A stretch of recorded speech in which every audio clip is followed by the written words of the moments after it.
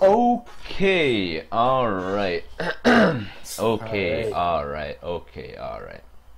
Okay. Well, anyways, welcome, ladies and gentlemen, to a newer episode of the fucking Fangame podcast. It's been like 2 fucking months. 2 months Incredible. since the Stong shed. That's more Amazing. than 1 month. Yeah. Amazing. Well, anyways, we got a pretty special episode here today because, right, not only do we have a new guest, we also have a new co-host. We got Egg V as the It's new Skull co-host. Dude. Oh, yeah. Hi. Alright. Well, anyways, how are you guys doing today? You know. The usual? Yeah, no, I just had a peanut butter and jelly. It was very good. good shit. Mm. I've only had Nice. breakfast. I I didn't had even have. I didn't even have time for dinner. Honestly. I had a whole potato salad, I'm fine. Yeah, Oh, yeah. Oh, Dude, I just went for the fucking cereal route. Fucking speed strats. Oh my god. I don't even have cereal. I haven't eaten cereal in like 5 months. What the fuck? What the fuck? Alright, anyways. What the fuck? Alright, Pandy. Alright. So, how did you come about in this community? First things first. How I came about here? Yeah. Yeah. How did you get into the community, you know? That's a pretty long ass story. So I think it was 2013, or maybe started of 2014. I already played like the classical I Wanna Be the Guy, a bit of Boshi, and I was wondering like, is there more of this stuff? And so I went on Twitch TV. Yeah, it was actually Twitch TV which got me here. And saw this dude with 38 viewers. I remember the exact view count because he always had like 30 to 40 viewers. Was it Stumble? His name was Paragus Vance. Oh shit! Alright. The classic. And he was playing I Wanna Be the Scapegoat and fighting Wow. against the B-boss. Oh, dude. Holy fuck. I remember that. And he was cursing around like a maniac, and I found like, oh shit, where do you get this from? I have never seen this game. And he's like, that's a fan game, bro. There's a webpage with a wiki where it has like fucking 1,000 games. Nice. Was actually the best time because there wasn't like a favorite list or something. It was way before the favorite list or the recommendations matter. So what you did was you just go there or search on And just play YouTube it. for you just play it, Yeah. or you go to YouTube and you see the weirdest games being played. For example, Fatal Brain always posting the most random games of all time. Then you have like some Cloud 7 guy posting I Wanna Be the Ouija videos. Dude, Cloud 7, holy shit. What's he called? Cloud 7? I It don't was know. Cloudy, I think. Cloud Cloudy. 8745. I remember. You even Yeah, remember the I number know. shit, holy shit. So What a you guy. just played all the games, Yeah. which was fantastic. No, yeah, I loved the before 2014 era because you don't really have to care about like playing the must plays, you know. You can just like wander about on the wiki and just fucking play whatever you want, and it's a fun time actually because you don't have that criticism mentality that you have nowadays. You know what I mean? You didn't have any media to Yeah, to express criticism. There wasn't like anything. There was like a few Twitch channels with like 20 to 30 Yeah, viewers. aside from like the forums and like Twitter, I don't know. That's Yeah, pretty much like it. the forums was more like someone posted a game and they would say like, yeah, this is cool, this is bad. Like there wasn't anything like huge. But yeah. It was much more about just trying out the games and playing it yourself. Yeah, I don't know. I definitely liked that era. I don't know, because like nowadays we just have that mentality that I don't know. We have to criticize shit. You know, like we have Yeah, to. like people need to get better and make better stuff. Yeah. I mean, to an extent, that's how the can forums were, though. Like, a lot of people on the can forums were just complete assholes about people's games. Like, every single game. Yeah, sometimes, very yeah. Fucking classic. Yeah, So, I don't know, in a way, think it's not really changed. I don't know, because I feel like the main community nowadays, or the community that we had, I don't know, like before 2014. I don't know. They didn't like criticize to this extent as we do nowadays, you know. And I feel like the main community nowadays is just like focusing way too much about like I don't know generic jumps, generic attacks, shit like that. Well, you have to put that in perspective because back then you didn't have any engine. You had the U2 engine, which was really hard to work around. You had the Yo Sniper engine, which I actually used for my first game. Same. Which I never released.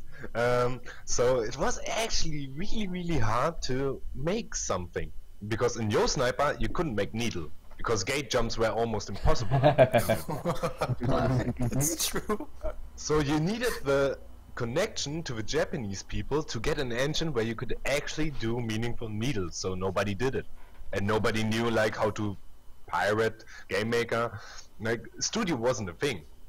Like but you have certain breakpoints, like for example when you got the studio engine from Yo Dude, and the moment JTool was invented with easy integration of JTool maps into Studio, like the threshold of making a game became lower and lower. And with these really good engines, these engines are masterpieces. Everybody can make games, and in that moment, also the non-creative people can also dish out a few games. And you also have to keep in mind that no matter what kind of game it is, even if it is Gurutaming L-Game Needle, there is somebody out there who plays it. Like, I don't like to admit it. It's true. Like, for example, Hexaman just keeps silent and plays the Gurutaming Needle. JGB plays the Gurutaming Needle. Like, well, okay, and then you have to say, okay, you don't think it's a good game, but it's not a good game for you. Somebody else could like it. For example, I had 5 hours of fun with vodka makers, and I believe like the other half of the people would say, why do you even touch that? I actually had a lot of fun with that game though. I thought it was hilarious. Yeah, it was. I think so too. Not gonna lie though, I am kind of subject to that mentality where I just focus on like the negative stuff and I hate it, honestly, because like I've been playing the Random Chaos's new game, and I've been like focusing more on the negatives than the positives. I mean, I've been saying the positives, but like not as much as the negatives, and I hate that. In my opinion, I saw the stream. Was it yesterday or 2 days ago? Yeah, 2 days ago. Yes. 2 days ago. I don't have any feel for time. I think that game is fucking fantastic. Yeah, it really, like, it really I was. look at it, so I'm like, okay, it's 104, but it doesn't have the slow ramp up. Like it starts pretty decent. Like a few of the visual sets don't look that good, but a lot of them do. And you have like the bosses. Like Celebrate 100 is one of the few 100 floor games where you have a boss every 10 floors, and that Random Chaos game has it also. I really like that. Very true. It changes the pace of the game, even though the bosses are easy, but that doesn't even matter. No, yeah, the flow of the game is like actually really good when you compare it to like different 104 games. I think that he did a pretty creative approach. He did a really good job. Yeah, every you stage know, also had like a different thing to it. Like it had a different style to make it more interesting. I think that's important too. But you know, is that yogurt? That's yogurt, isn't it? Yeah. But yeah, I don't know. Even if it was fantastic, I was like, you know, shitting on it, and it's bad. Like, actually. It's and I'm guilty of that, really. Yeah, like here's a good example. A good example of me is when I played Ocean Princess, because that game is like fantastic. But the thing that sticks out to me the most is the last stage, because it's pretty not the best. Isn't done that well, and just that like sticks out most in my mind over the game. So, and here we have the different tastes, because I only saw Ocean Princess in streams, and I think it's that game where you have like a stage where arrows point at you. Is it the correct game? Is that God arrows Kid? flying through the I screen? don't remember. There's I'm not sure. Well, there's one stage where there's like spotlights, and if you run into one, arrows shoot from all sides of the screen at you. Exactly, I mean this game. I see this game for 5 to 10 seconds, and I think I just don't like the graphical set, like this, how the stage looks, and I already considered not playing it. And I didn't play it because I saw 10 minutes on stream. It looks like decent, it looks like it would make fun, but not for me. That's it for me. Honestly, I'm not huge on the game's visual style either for the most part, though a few stages do look really good. I don't know, it just kind of looks janky to me. But, like, the gameplay is really fun. Like, Yeah, I think it's a great game, but I see it and I think like, no, I can't pull that off anymore. I don't want to play this. It's the same. I want to be done anything too. Oh my god, that game is gigantic. It's good. It's great. But I couldn't play it. I've seen more than 10 minutes of it, this one stage, the second stage I believe it is.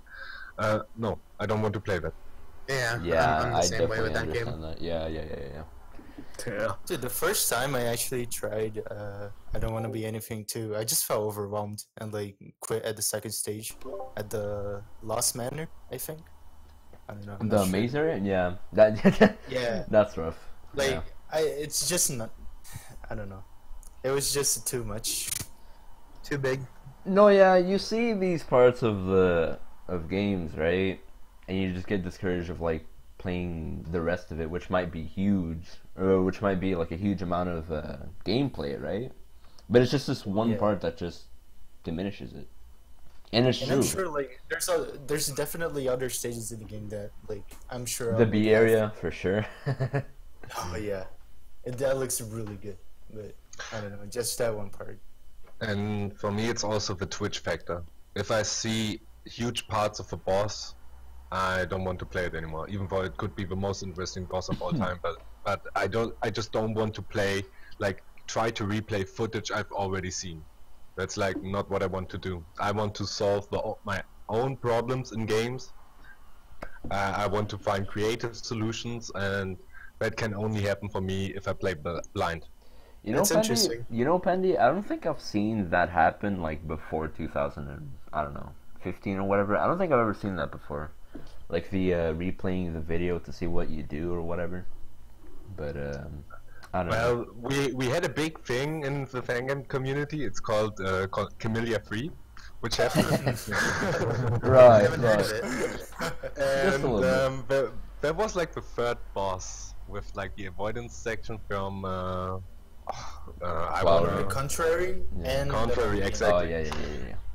And from a player's standpoint, okay, the game was meant as a challenge. We can all understand that, but this section was like either you watch a video and try to replay perfectly a video, or you spend 10 hours for that.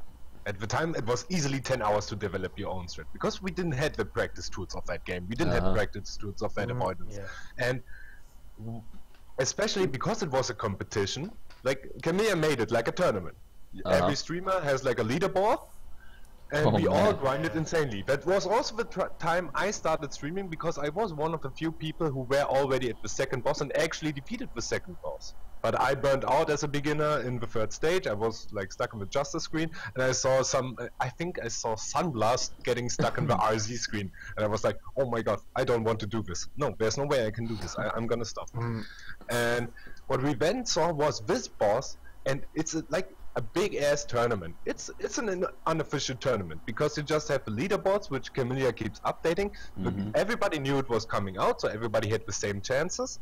And then you put this segment into your game, where everybody has to watch the video to stay competitive. And from there on, apart from everything else with the game, I think it's a great meta game. I think it's one of the best games of all time. I'm not gonna hate on that, but like this changed everything on Twitch TV, and we suddenly had viewer numbers skyrocketing in our community. A lot of new people drew in, and also apart from that, we had a few streamers like Denforok, for example, making huge advertisement for the game, which was justifiable. Like you had your influencers going on for the game, so everything was the K3 meta. And even after we stopped playing K3, people tried to imitate and make your own medley, which was like K3. Everybody wanted to make the next K3, you know? It's hard, people play long, and people want to finish it first. It was like a race. It really was a race. Yeah. And I think from this point on, we went into the video meta. Like where you watch the video to finish your stuff quickly because you want to get to the later parts of the game as fast as possible. It wasn't about like playing this boss because this boss is good. You just wanted to get to the next part. I mean, nobody at back then grinded the boss rush because he thought boss rush is fucking amazing. Nobody did that. Yeah, Everybody wanted to get to the rupee area. Yeah, Very true. Dude, the rope area is so good. Back then it was amazing.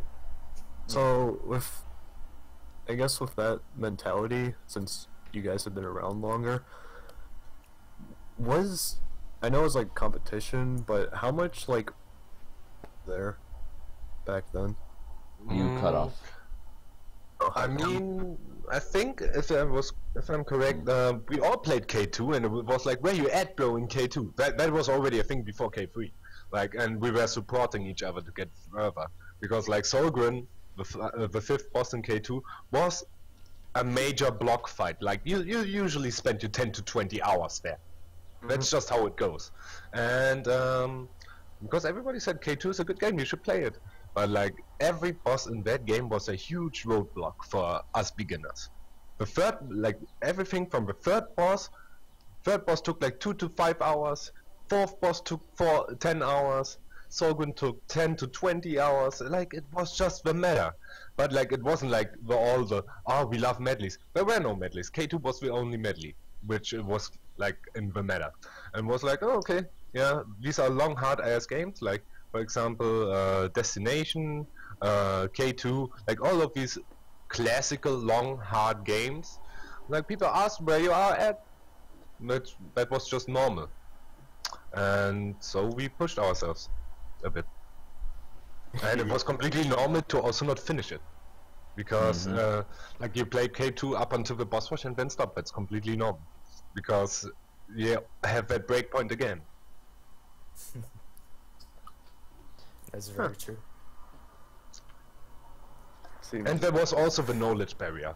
Sorry, the knowledge barrier was especially extreme in K2 because you had the break through the 7 trial screen, which was a line dependent. You had a line dependent jumps in there, and nobody knew what the lines were. Oh my Nobody knew. Yeah.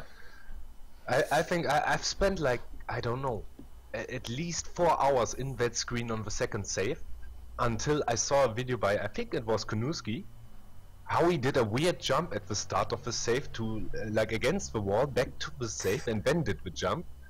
And I just repeated his maneuver and got through, but I didn't understand the concept of aligning. Nobody did. And I think Kamea sent a text file around to like the Twitch TV streamers, but of course I was a nobody. I didn't get that shit. I have learned that years later. What was the text file about? Keep going. What was the text file about? Sorry. You can change your points by touching the walls. Like the word align wasn't invented, but like if you touch walls, certain jumps become easier. And also Shadowlink noticed that in I Wanna Be the Zeus, I think, but that info didn't get to me. What actually happened was Kinata made a tutorial stream with Hido in the chat, and they talked about all kinds of aligning methods, how certain jumps become possible, like 4.5s and shit like that. But I think that was after K3 released. And that piece of info changed everything. There were only like 25 people in that stream, but it spread. It spread everywhere. And Dan Farrock was teaching his viewers like, okay, here's record my jumps. Here you can do setups. And suddenly we went into, okay, we just run into the corner and hope the jump works out, to a setup meta. For example, I won a color screen in K2 where you had like the double corner. Nobody knew that you could align to make this jump safe. Like we all just ran in for like 5 hours and hoped it would work. You know what's actually really interesting is that I first learned about aligns from Ultra Gamer, actually, like 2013, I want to say, like early then. I was actually like, wow, holy shit, you can abuse this really well, you know, at the time, you know, but like. Yeah. But like the whole idea to set up jumps wasn't there yet. Right. That happened with K3. Like I remember Denfrog doing it. Suddenly, Kevin Co pops up. I've never heard of him before, and other Fangamers popped up. And when did K3 actually release? End of 2014. 13. So. 13. Yeah. So over the course of 2014, new players popped up, and they all had this analytical approach to fan games, like set up certain jumps, and suddenly Sensky got a lot more attention because he posted a few videos on doing certain Lehigh jumps with even more advanced setups where you like run for 2 frames and then do a 5-frame jump and shit like that. And everything changed for me. I also became a setup player. I always set up my jumps. I do the cancels where I can because I think they're easier than low hopping, and people think I'm the devil for that. But no, it's just easier to play like this. When were like cancels figured out? I actually have no idea. It was a bit later, like after the Kanata Align thing.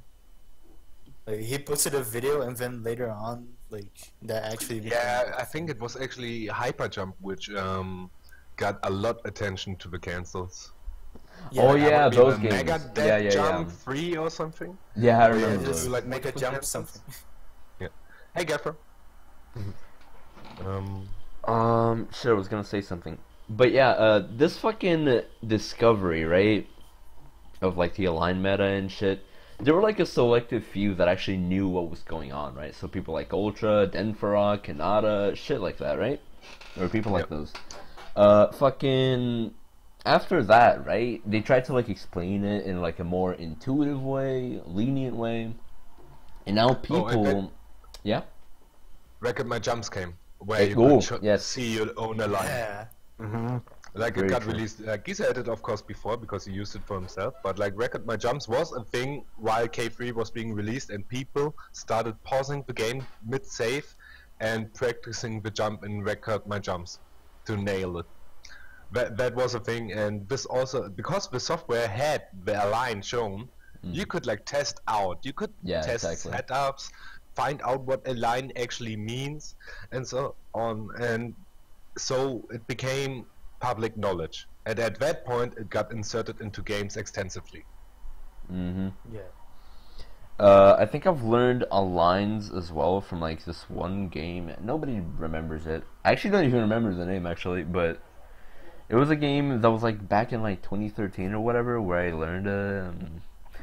He pretty much just like color coded walls and shit, and you basically knew that they were like in three blocks. You know what I mean? And no, I mean it was intuitive, but it wasn't that intuitive. And then fucking Record My Jumps came out, and people could just like figure out on their own, see what's going on. Yep. Which line is best, etc., etc. And now today it's like fucking commonplace to ask about. Oh hey, what's the line? It's like all right. Yeah. Yeah.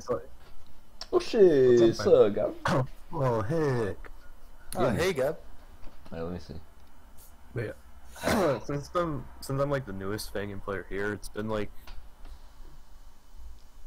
weird that I've just kind of always known that and like jump cancels existed, and for a while I never really knew what they meant, and I never really cared to learn what they meant.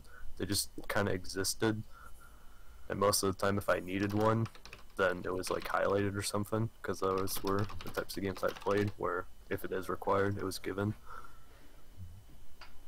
I still don't fully know lines, but just now it's just hug wall, jump. Yeah. Kind But of. do you think it's a bad idea to insert that into a game? because like you grew naturally with it. Like for you, it's completely natural to do this, and you didn't see the change between games from there to there. I personally think that aligns are not good.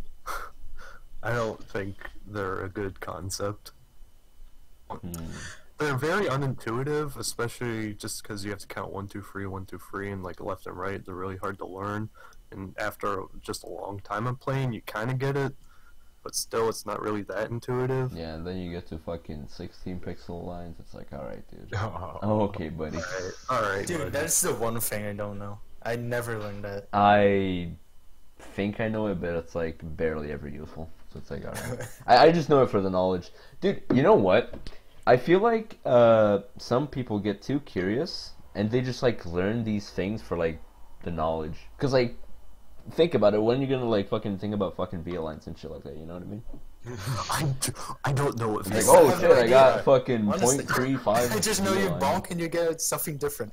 I had to be aligned one time in a fucking needle game. It was the horror. But I was so proud of myself that I figured it out myself. Hey, dude, God fucking, bless you. first down we're playing that I had to like do with like VIA lines. I was like, oh shit, dude. Oh. Like, all right. No, it was impressive, right? It's impressive to like pull these things out with like these techniques, which is like, I don't know why it got popular. Yeah. I guess. Yeah. Wait, question. When was two block trick found out? Like those kind of things. I don't even know. Oh, Dan Frog teach me that. Dan Frog teach me that. Yeah, I think it was Dan who Really fucking. saga. Yeah. And then I found out the one block trick myself, and he also showed me the 4-block trick, and I found out the 1-block trick. Probably it was being passed around, but I found it out myself because it was essentially you just full jump from 1 block, and then you have the same height as you would drop down from a 4th block. Like, oh my god, I felt like I was the shit. Right. Right. I'm literally Einstein. It wasn't like my private knowledge, you just share it around, like you found it and everybody was happy. Like, the thing is just now that we have people who have the knowledge, we have people who have the knowledge but actually don't want to abuse it, and we have people who don't have the knowledge. And I think it would be a good time to split the wiki into actual games and technical games, if you understand my Yeah, I know thought what you mean. process here. Like games to practice, like these very specific methods. No, it just like shows like- you how to abuse Oh that sort of yeah, stuff. it was across the rainbow. Yeah, I fucking thought of that too. I was like, shit, it's like right there. I guess Yeah. nobody realized it until like years after. I guess I don't know. I guess it was By there, tech- but like nobody actually, thought of it. Yeah. By technical game, I assume you mean stuff like do Magic the jump. invert in the easiest way possible or whatever. Essentially, needle, which requires you to know these pixel knowledges Okay. to complete. Gotcha. Yeah, I see that. Yeah, that would be interesting. Because this is also a change in pace, because back in the day we didn't call needle games, we called them spike games, because it was just a bunch of spike jumps in a row, and the needle games were the actual games which you would call nowadays L needle, like when spikes are so close together that you have to pixel perfect your way through it. Like, these games were for us the needle games. Everything else was just a spike game, if it was mainly consisting of out of spike jumps and had no gimmicks, and they never had like super precise jumps. And don't forget, a corner was like almost It was impossible back in the day. It existed. Like- That's the thing. It existed. It was a thing, but nobody knew how to fucking do them. Yeah. Still Pixel impossible. jumps.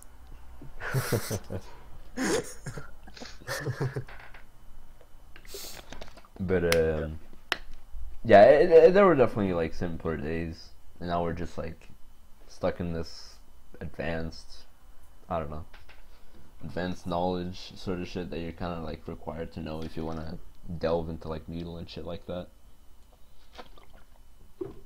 Yeah, I don't know. advanced knowledge was to change the URL of the wiki site to 285 instead of 283 to see the newest games. That was the advanced knowledge. I went then for a game and found the correct servers to easier download games. That was advanced knowledge for us. That was insane. The day I figured out the wiki was more than just that one page, God, Oh, yeah. what a discovery. When you found out the 1-year-old logs and you could like find old games that were, like lost forever. Yeah. It's not even that, like, with aligns and jump cancels and stuff, it's not even that you need to know them. It's more like you kind of feel left out when everyone else knows or does them, while grabbing walls and stuff and seeing like they know the knowledge and you don't. It's like, well, I guess I don't I'm know, just because here. There are always single player games, so you have to keep that in mind. The problem is just like the only solution you have is either learn the shit or don't play the game. And that's a pretty rough decision in my opinion. So, like I for myself, I just decide to not play the game if I don't like a certain aspect of it, or if I already know it from a screen. But like the thing is, what makes these single player games a community thing is whole Twitch TV. Twitch TV, the forums, the Discord, and essentially left out the Cayenne forums because everything was about Twitch TV, and we especially said back in the day we don't do stuff with the Cayenne forums. That just wasn't a thing. Like we just like messaged around in Skype under to each other and had Twitch TV as a base. And like if there's one of our guys streaming, for example, Paragus Rants, Sumbla, Zero G, Shadowlink, you go into that channel, you meet your people there. Like that was normal. You didn't have like a big forum where you just exchanged info. And then not Delicious Food came, but the I Want a Community forums. Delicious Food came later. And Delicious Food made it far easier to make games because suddenly you had people like Clayson and other people, later Patrick, sharing knowledge for game making there. And like here's a download link for game maker, here's like how you do certain things, people asking for a few sprites or coding help. And I've actually read that shit, and back in that day I've learned a bit of game maker. Yeah, same. Ultra Gamer also sharing his library of bullet patterns, which was really cool. But that was all advanced stuff. But you now had a place where all the information is focused, and suddenly we had the opportunity to also hold community events because before the forums, I think like Denver was the only one who could organize something because he was a partnered streamer, and what he would do was like host SRL races, like smaller games. I think he also did I think Dark Blue, I think even Across the Rainbow, like, and TJ 1993 1993 picked up on the idea and hosted like open public races. I think BBF even came around in a Boshi race with Kale. Kale like was a big Boshi streamer back then and streamed regularly. Nowadays he only makes games, but like he was world record holder at some point. But yeah, no, fucking, it's definitely more accessible nowadays, like this fucking game maker stuff, and no, yeah, when you read through it, and it's like actually really intuitive. Like it's all there for you. You just gotta like learn it, and no, yeah, that's a really cool thing, and that's why we have like fucking, I don't even know, like 8,000 Fangames right now. I don't even know, dude. Yeah, it's been a long way. Make them. Yeah, it's been a long ways. Like we fucking like just 3 years ago, I think we had like 3K Fangames at best. I don't even fucking remember, but yeah. Dude, I wish I was there for that shit. That would have been the best. Oh, that was great, dude. Yeah. Bingo races was a shit. Bingo races were really Oh, good. dude. And what Zurai also did for the community, absolutely insane. Yeah, very true. Yeah. Like the amount of work in getting the games together, defining goals, testing them. He tested almost all of them. himself. It took him months. And yeah, blind races were really cool. I raced, for example, how was it called?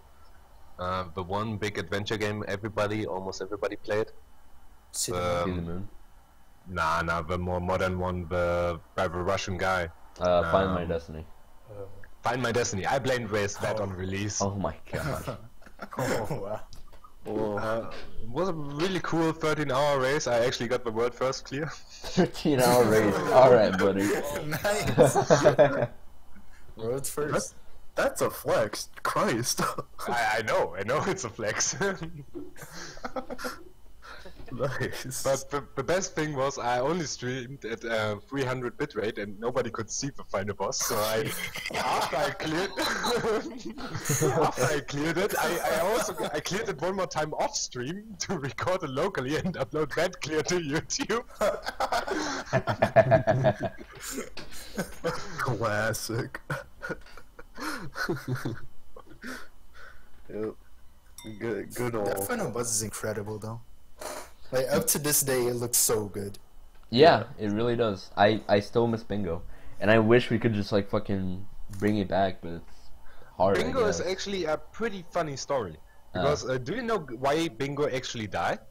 I actually have no idea. Do you remember that? I don't even remember. That was like fucking late 2014? I don't even know. I don't remember when it died, honestly, but I remember eventually like. Yeah, it just challenge fade came on away. and It stuff just like fade that. away, yeah. Yeah, okay. So Bingo had actually initially, I think about 500 or even 750 goals. Mm. The problem was just a certain thing released which made almost 500 goals unreachable. It's called Windows 8. Windows 8 crashes. Amazing. I'm telling you the truth. Windows 8 was crashing when you had multiple sounds going off at the same time, and nobody had a fix for that. And suddenly, almost all the Fangames became unplayable. A format like Bingo couldn't exist further. What happened was we had Windows 8 save Bingo goals, but now you only had like 100 goals left, which were declared Bingo Yeah. save, and it became repetitive. And 2 or 3 years later, BMX Bandit found a fix and posted it on the forums. Like you just run a program which changes something in the BIOS. But essentially, Bingo only died because of Windows 8. We had enough goals, like defined in Bingo. We just couldn't play them because of Windows 8. But that got fixed, and nobody thought again that we could use now Bingo. Like, of course, you need to update it now with like 3,000 or 4,000 more fan games, but technically Yeah. it would work again. When And you I think people would play it. when you lay it out like that, yeah, that's rough. Like fuck, like to update all that shit, you gotta like I don't know, think about like the fixes and all that. It's like, all right, fuck. It is a lot of work, but it can be done. You know what I mean? Yeah. But like technically, you can just take the old Bingo format and play with that now, because it has a lot of more goals, and you don't have to play the Windows 8 restriction anymore. Uh huh. Yeah. But yeah, fucking, I don't know, races like that. I feel like that was like the reason why the community like got together and shit like that. And it's kind of just nowadays. Oh, definitely. I mean, we can even talk about the first topic, the fucking Solus tournament. I mean, I thought that was really cool because like so many people. yeah, there was like so 60 many. players or whatever. I don't even remember. It's a lot of players, and it, like fucking. Like, I don't know. It just joined people together, you know? Yeah, Solus was fun. Yeah, I wish I joined. Fuck, honestly. But no, yeah, fucking events like those, it's just like it's fun to play with or against people in races and shit like that. Yeah, and especially for events like this, everybody comes back. Like even I came back for some. Right? So people you didn't hear about for years came back, and you had a back few into players fucking playing under pseudonyms, but you also knew who they were, and I remember that one day. Yeah, I remember that one day you were going through the Discord and you were like, "Who the fuck is this guy?" It's like, all right. Okay, but directly after my stream, a certain guy called himself Tuxedo Fangame and joined the tournament. And his YouTube channel doesn't exist anymore. But I'm not gonna say who it is. Fuck.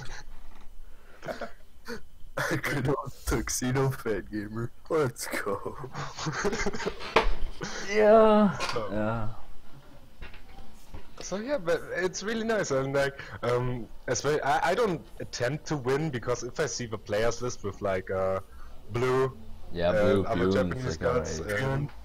Blue Pume. Oh, and even Andres, if I see Alpacek and Andres in the tournament list, I already know it's it's over. Fucking There's gone, no dude. chance. So, basically what I do is just talk a lot of smack on Twitter, choose my target. Just trust you. Oh, amazing. Amazing. I can respect that. No, yeah, and I love that. It's Yeah, just a competitive fucking sort of feel. I love it, dude. Yeah, it's just making fun. Like, I think TJ did a bossy race with cake sauce. No, not cake sauce, but somebody else. There was like a certain guy, something with E, also always running boss Illusion. next to me. Illusion. Illusion, yeah. Right. And like I remember that guy. one day, like 2 weeks before, TJ just posted on Twitter a poster like WWE. I remember that. I Holy remember that. It shit. was so good.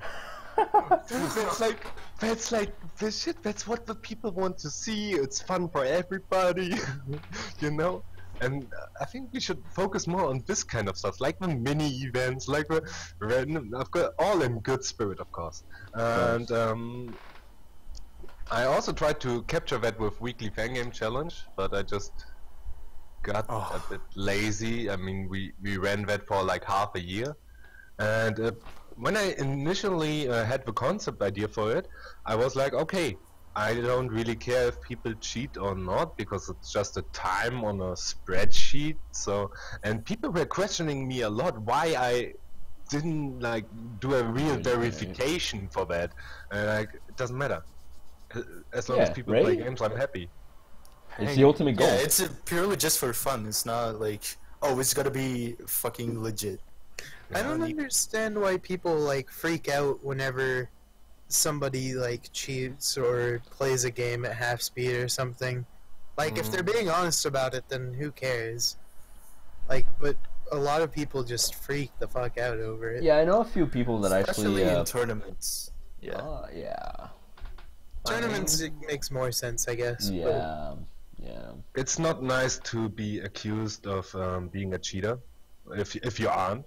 And we've seen that from time to time again. For example, even Blue was considered a cheater in Camellia 3 when the leaderboard thing was. Oof. Camellia didn't include Blue because he was too good. He didn't stream and was too far in the game. He was further in the game than any streamer, so everybody thought he's a cheat. That happened. Don't forget that. And also, when I see a new guy, I think usually, like, if he's doing insane performances, that guy isn't legit. That's just how far we are with all the decompilers, practice mods, and so on. And now the question is, like, what do you define as legit? Do you count, like, watching a video not legit anymore? Do you count practice mods not legit anymore? Or playing the game in half speed or save states? What's the fucking thing? It's all cheating, yeah. The only thing you can actually do is not give a fuck about anyone you don't know and hang around with your friends and don't think about other people. But then in tournaments you play against these other people, and in Solus, for example, nobody hinders you in Solus to... Oh, actually the server would hinder you, but like with the Lily tournament the year before, like we just copied the game because we had to play it 6 times because we were 6 people in that Spanish house. We actually played it during vacation with like Sambla, Artats, Chilling Spark, BBF. And but we kept it fair because everybody else was at the other side of the room playing some card or dice game. They were really loud and it didn't help the concentration. But like we were playing it legit. The thing is, like, if you want to cheat, you could, because you just copy the game, you play the hour, and then you do the stream with the copy of the game. Like you can practice beforehand. And funnily, in that tournament of the Lily game, sorry, in that tournament, you had like 3 people finishing the avoidance, and they all played off stream, and on stream, not even Blue or Blink finished the game. Like, what should I think? Yeah. Yeah. What I do you actually don't think? remember that. Sorry, didn't go on. finish. That is a good fact. Sorry. No, I was just saying that. Yeah. Okay, so Pandy, what do you think about Necron Curry? You know who he is, right?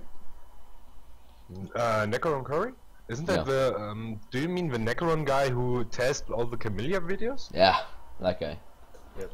Well, yeah, it's obvious test when she, like, maybe there's a language barrier and that's why he doesn't express it. Oh no, he also steals videos. Like, I don't know. Oh yeah, true. Like, Fuck, I okay, completely forgot about that. Okay, it pops up on YouTube, a few people get mad, like, it's a gigantic shitstorm. I think, like, okay, why? It's a small video which has like 20 views now. Like, okay, nothing to see here, go on. I honestly don't care. That's just it. Yeah, just like giving attention is kind of like, yeah, I don't know about that. You know, speaking of events, right? We also got the fucking Fangame Marathon coming up next, and submissions are closing today, I think. Yeah, Yeah, it's something today in like a few hours. You got something for the fucking Fangame Marathon, Pandy? Actually, I didn't submit anything, and I didn't plan to, because I have to write a gigantic paper during summer, and I also go on vacation to Rhodos with my Fangame friends. Ooh. And but a piece of cheese approached me if I could show off something. So we have something with me in the Fangame Marathon. Oh, I think I know what's going on. Also, okay. I'm also in the support staff this year again, but mainly doing social media. But I can only start like actually working for it in like 2 weeks. So I should be able to tell you a lot more what is going on behind the scenes, but I actually can't because I haven't even sat down and read the chat. Like, I'm in the tech group this year, so. What are you doing, Skull? Actually, what are you gonna do, or what is your role rather? Honestly, I'm just gonna help him whatever I can because like they asked like, oh, we need help with some stuff like social media and shit and organizing stuff for the schedule. So like, that's cool. I would like to help, honestly. Like behind the scenes, every year the Fangame Marathon is really tough during the session where it actually gets streamed, because one has always to restream it, another guy has to prep the new runners, something goes wrong, like the runner doesn't have his audio settings correct, or his stream cuts out. You have to prepare filler content if somebody finishes his run far too early, and especially with all the risky runs, that can just happen that somebody finishes half an hour early. And because, like, even from the first marathon on, because you have submissions 2 months before, people practice the games, they all are faster done than their estimates. It's always the same. And that's why you need to have a good host, and you also need to prep the server, you need to prep handling the server, because it's actually really weird to operate a computer, remote operate a computer with like 5 FPS. You only have in that OBS 5 FPS, and you have to like get the streams in the correct positions, especially when it's multiple people races and stuff like that. It's really a tough job. And I've actually written a paper about Fangame Marathon during a project management course, and I advised that we should actually stack up on the moderators and the restreamers, because essentially, if you don't want to make it a burnout job, you need like 12 people for it, and not 4. 4 is not enough, because if you have only 4 people restreaming the marathon, you have people doing 8-hour sessions and more. And works like that, it's okay, it's fine. But just because the staff is so small, it's insane that actually this event even functions. Runs, yeah. Yeah, I can imagine how fucking stressful it is. Like fucking being the one who fucking runs the stream, and you have to like stay awake for like 8 hours in case if it fucks up or whatever. I mean, hey, fucking I think this happened last year when the Chinese Fangame Marathon was running, and I think it was only Clayson the one who was doing the restream. fuck the stream just like cuts off like 8 hours in, and it just stays, in a black screen for like fucking almost a day. Oh yeah, Before someone he was comes back. sleeping and then it just cut off like during the Oh. night sleep. Yeah, That and there's was like terrible. nothing you can do about it. It's like, all right, fuck, Yeah. you gotta I prioritize sleep. actually minimized the like once on Fangame Marathon. I accidentally minimized the restream computer, the remote desktop client, and went to the kitchen for a cigarette. And everybody was texting me on my mobile, like, "Dude, the stream is big. What are you doing? What are you doing?" I was like, oh shit.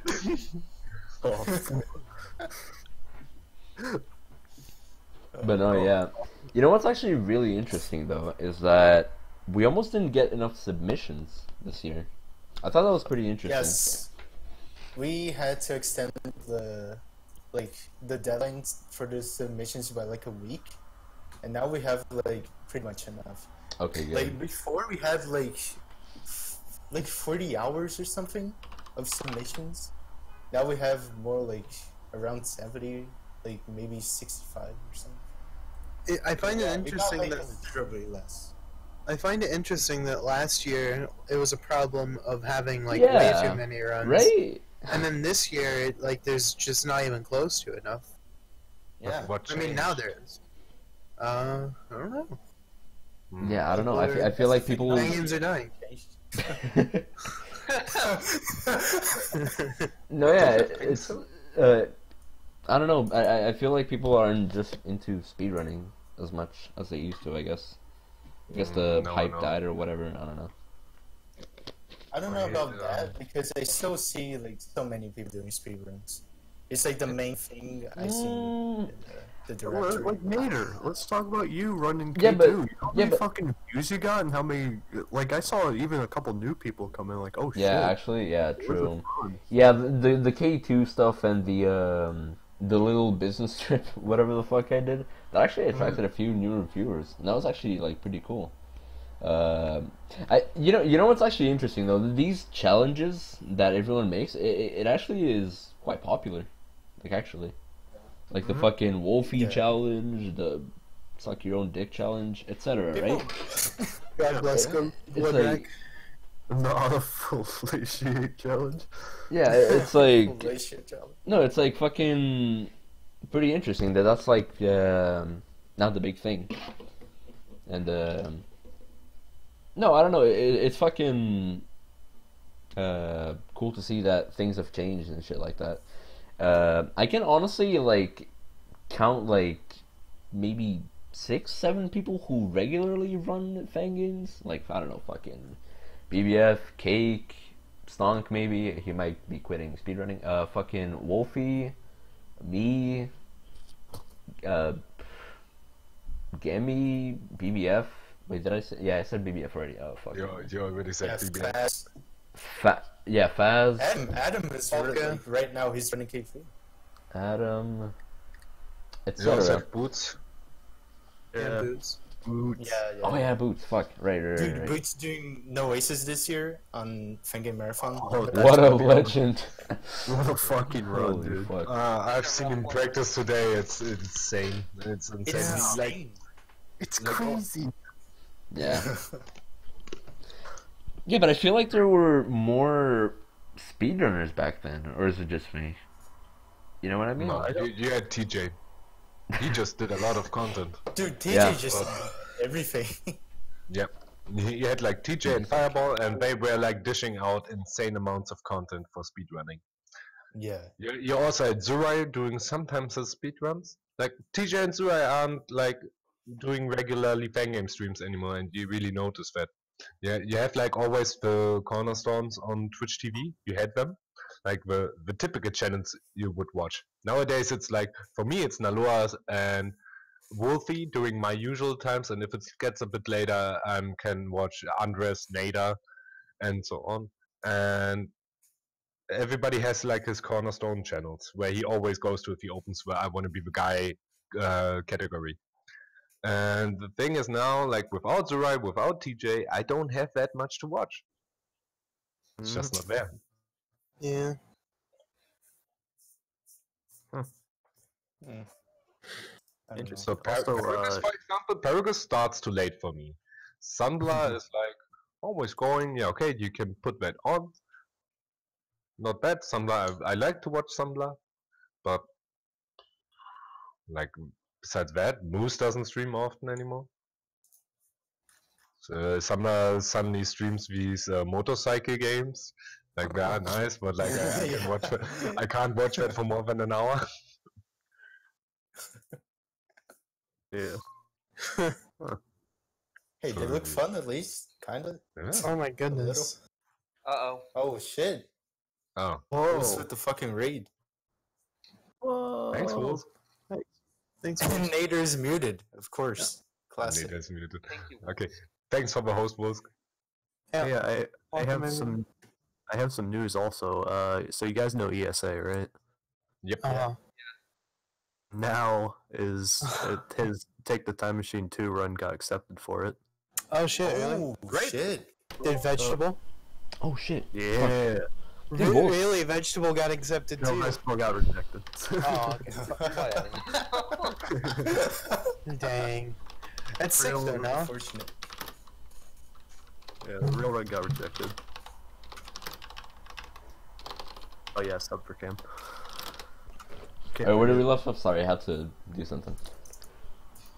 We just got done talking about streamers not streaming anymore. Oh. Basically. Yeah. I mean, well, they're streaming. They're streaming, but they're not streaming fan games. And then when you come, and then when you see him like fucking, or when you see somebody like that just come into a fan game stream, you're like, oh shit, I haven't seen you in a while. But in reality, they've been there. It's true. I mean, on the other side, you have a lot more focus around channels like Wolfie and Naloa. Wolfie and Naloa also got a lot bigger than I remember them back in the day. Like suddenly they're pulling like 50 to 100 viewers, pretty easily, like at least 50 plus, which wasn't always the case. Yeah, for sure. Like, especially like lately, I see Wolfie at 100 like almost every day now. It seems. Yeah. I'm just wondering when they're gonna finally give him partner. Right? Never. Yeah, probably. Especially now with like affiliates just getting more emotes, it's probably gonna be the threshold is gonna be even harder. You know, yeah. Fucking affiliates, right? They're getting a lot more perks than I thought they would have. Like actually, like way too much. Too much. I don't know. I don't think it's too much. I think it's good. I mean, obviously it's good, but We can do what they want because the affiliate model is a cash cow. Like I have never seen a company doing such a smart move as introducing affiliates, because Yeah, you can't pay true. that money out if you don't reach the $100 mark. If you don't reach the $100 border, you can't get it paid out. So every streamer who gets a few subs but always stays under the $100 border never gets a payout, and Twitch just keeps the money. Yeah. Yeah, I can see that. Yeah, for sure. Genius model. Genius model. Yeah. You heard it here first from the fucking economics god himself. But no, yeah, that's true. That's true. And with him, like Very fucking, I don't know, like implementing a lot more stuff. I mean, it is working really well for like affiliates and shit, you know. But back to Fangame Marathon, I still don't really get why we didn't have that much submissions. Right? Like I can find the submissions for last year, but I can't find like the submission sheet for this, to be honest. I can send you. Hang on. I It's thought it actually was like- in the spreadsheet. Yeah, it's right here in the chat. You just leaked our submission sheet. No, but like that's public. People can see. Ah, it. okay, that's public. Yeah, that's public. Yeah. I wouldn't do that. Trust me.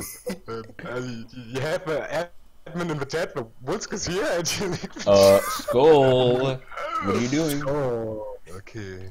What do we have? Actually, let me take a look as well.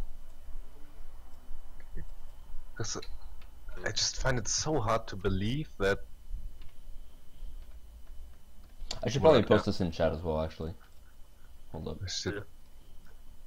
What, yo, Fast submitted Coca-Cola 300 easy version? What the fuck? Yes. Yeah.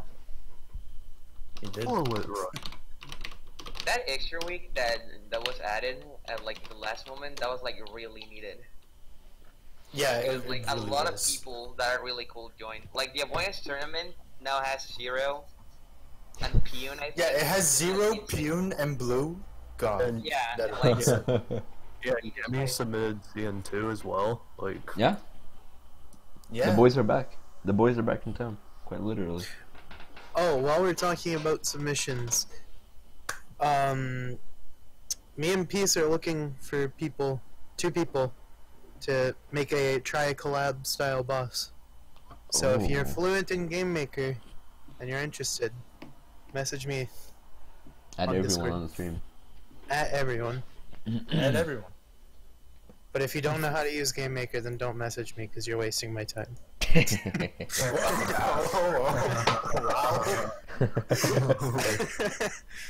I think it's a bit concerning that I'm like in line with peace, and the event is called the Elephant Crew. It goes 1.5 hours. Why is my name in there? Okay, but never. Anyway, I don't think it's that. I think the submissions are just shorter. We don't have that many 6-hour runs, do we? You know, fucking most of the top speedrunners, right? They had to like, they're not. I don't want to say forced, right? But they were kind of forced to like submit more shit, I guess. Yeah. And it's like, fuck. Like, Yeah. I mean, do we have the usual games like Crimson Needle 2, K3? We didn't even have K3, I don't think. I want to find my destiny. Like, okay, yeah, K3 is 6 hours alone. Like 3 hours nowadays. True. Like, you know. True. That's pretty Yep, co-op in. Actually, let me see. Fuck. Do we have a marathon game this year? yeah. Yes. Yeah. We have even another Metroid 2 remake, which is really, really cool. Yeah, I like that. That's gonna be sick. I want. Yeah, I dude, wanna- Fangame from other games. I love watching those, honestly. Yeah, we actually got a lot Watching Fangame. more. We actually got a lot more of those this year than last year, for sure. I Which think is that's also really kinda- interesting too. Yeah. Like, there's a lot of variety in this. Yeah, but like all the Fangame submissions are really, really short. That's the thing. Like the only longer ones Yeah, you that have too. is I want to be the co-op and Noasis. Oasis. So okay, that's basically why we don't have that much time. Yeah. Like, on the other, like, Fangame marathons, we had stuff like... I see in Don't 2 Wanna too. Be Anything. Yeah, don't want to be Oh, anything. yeah, it's it. Yeah. Don't Wanna Be Anything 1 and 2. Like, those take forever to run. Okay, and you also have Classic, which is 2.5 hours. Yeah, NamTG. Yeah, it's like Yeah, but like let's look at the 2018 schedules. How many long runs we had? We had Ocean Princess at over 2.5 hours.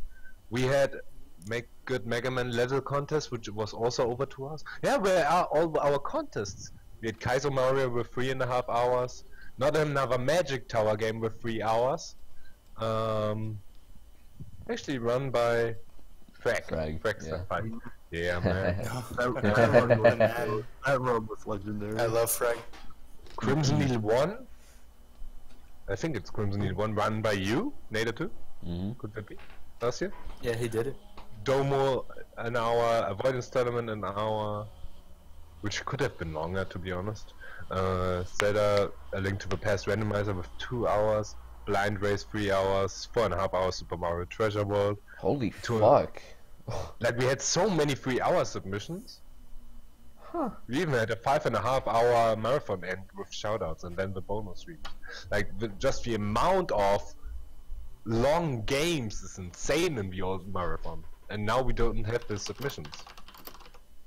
Yeah, now, like, it's usually just, like, 1 hour or so, 1 hour and a half. And the problem with that is also because if the runs are shorter, you always have 10 minutes of setup before, 10 minutes of setup after them. So you have more downtime. That's true. That's actually pretty concerning. Yeah. I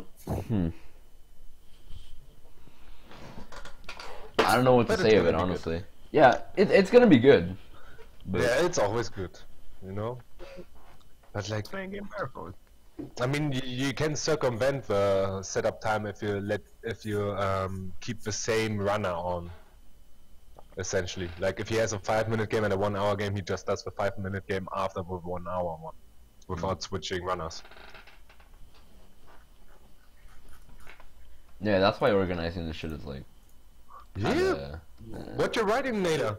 Like just put 4 people against each other, like Soulless Tournament round 2. Let's fucking go. Right? Like, already hype as fuck. Like like, Noah holy can try to shit. get his revenge on me. No, it was more of a back to the head idea that I had, and it was like, yeah, it's fucking sick, and I've always wanted to fucking participate in it. I was like, shit, like, all right.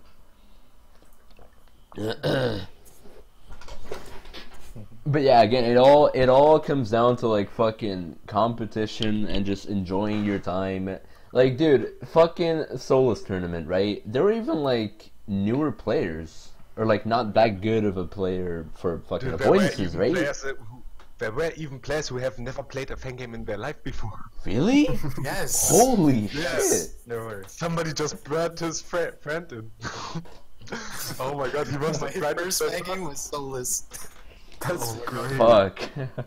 Just grind that first attack for 4 hours straight.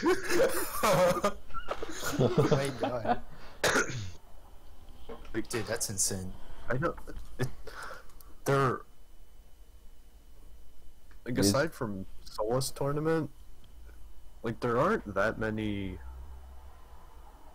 tournaments and like group things in the. You Because know, you have 2 things. Like, one, it needs organization, and 2, usually if you have that big of a tournament, you have something prepared, like a really awesome game. Like almost no tournament game was like completely garbage. And the problem with like organizing is usually people think like, I don't want to be the first one and I need a team.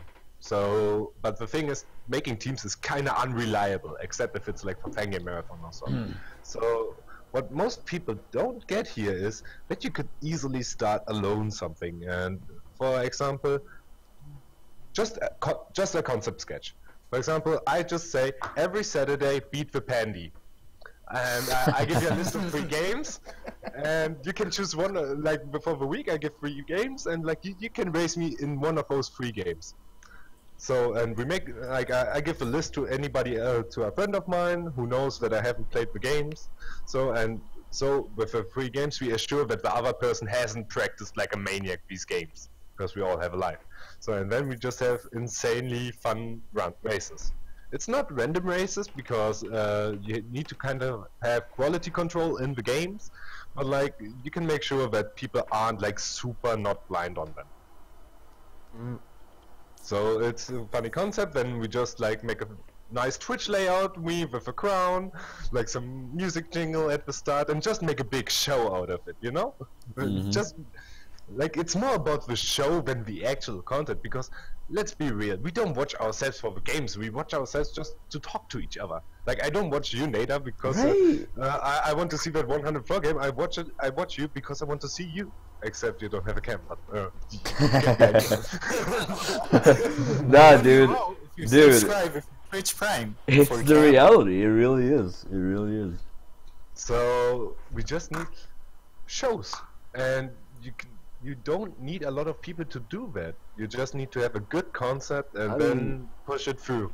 Like if you want to pull something through the Discord, you talk to the correct persons. You talk to Starzer, you talk to Satnam. They make you a channel. They can you can prepare everything in that channel, and then you just need somebody to stream usually, because everything is based around Twitch TV here. Yeah, dude. I mean, fucking podcast. we got this sort of like fucking third party podcast going on. It's like fun as fuck. You got like the fucking the bigger players. I mean, you got, I don't know. It's fucking cool to fucking talk. It's cool to talk with you guys. It really is. It's cool to know about each other. It's like etc. and etc. You know. I guess another thing about like events and things is there hasn't been like a community game making event in a really long time.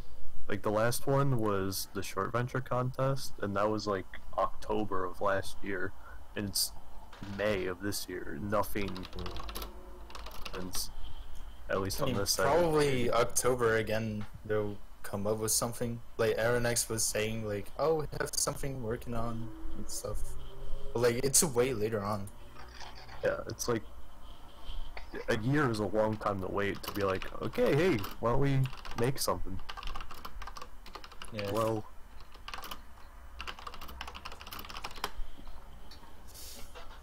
I don't know why there hasn't been anything like in between, but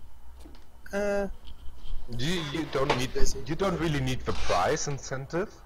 oh, you know, You just need you like don't. somebody who like schedules and like makes the shoutouts and makes like the announcements.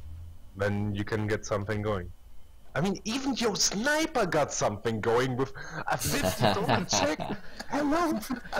Amazing. Amazing. And you could pick too, like if it was straight up money or a game from Steam, like he would give it to you. Yeah. That's insane.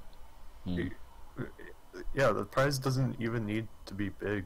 It doesn't. You don't even need a prize. It's just like And a the reason whole- to make. If the whole thing was a win-win. Like he got content for his YouTube, like where he could like review the games. We all got the games. Like there was actually the Yo Sniper game pack. I had so much God, I fun love with those. those Gonna games, be the actually. keyboard. Dude, that was so good. I remember fucking Para watching those videos on the stream, and I was like, it was fucking sick. Some people won't join when they feel like they won't win. Yeah, especially in races, this is a lot of the times true, and I Yeah. don't understand why. Because that's why you need to keep the serious aspect out and make it to a gigantic, hilarious show. Right? I mean, for example, do you remember Thunderceptors from last Fangame marathon, where you had like I want to incremental like the game, I should have stayed away, and it was fun. And nobody knows if Thunderceptors ever won because he just had like 0.5 FPS on the stream or like 0.0005, but like everybody was hyped. It was so cool, dude. So good.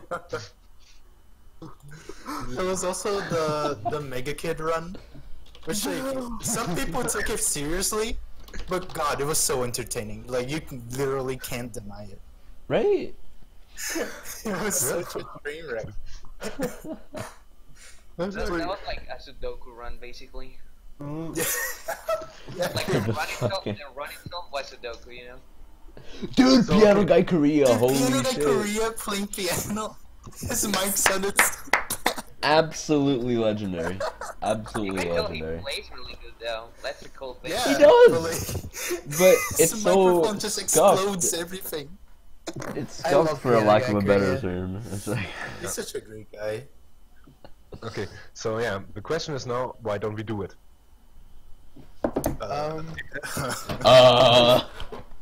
well, I don't know. And it comes Okay, down okay. to nobody wants to do it. Yeah. Exactly. Like, I don't even blame you, Nader, because you do the podcast, but what's with you guys? yeah. Working on my own You know, Pandy. I've actually I've actually like thought of having a Fangame marathon for like the winter time. Have one for the summer and for the winter time. Sort of like that, actual but Fangame I marathon don't know. with streaming is, that's actually a lot of work. That's really a lot of work. Yeah. You can't do that. Like, Well, yeah, you would have to have like a lot more, you know, tech crews and shit like that. But I mean, do we have like a straight good connection to Sudalvi and the guys and Ridaya? Because they did the Russian marathon, I think.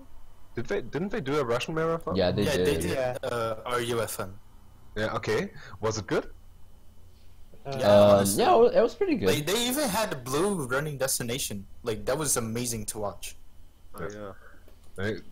Because I think like for a lot of the time, a lot of the years we underestimated the Russians. They are pretty crafty when it comes to events and organizing themselves. Pretty good guys. Yeah. So, and I don't think we have that much of a language barrier anymore because like the most important representatives of them speak English. We should work together with them. Like, okay, yeah. Apart from another marathon, what could we do? We could do small races or like showcase. The thing is just we need somebody who throws his own body in to actually stream it and like make it competitive or some shit like that. There's actually this one guy like in the depths of like the shadows and shit.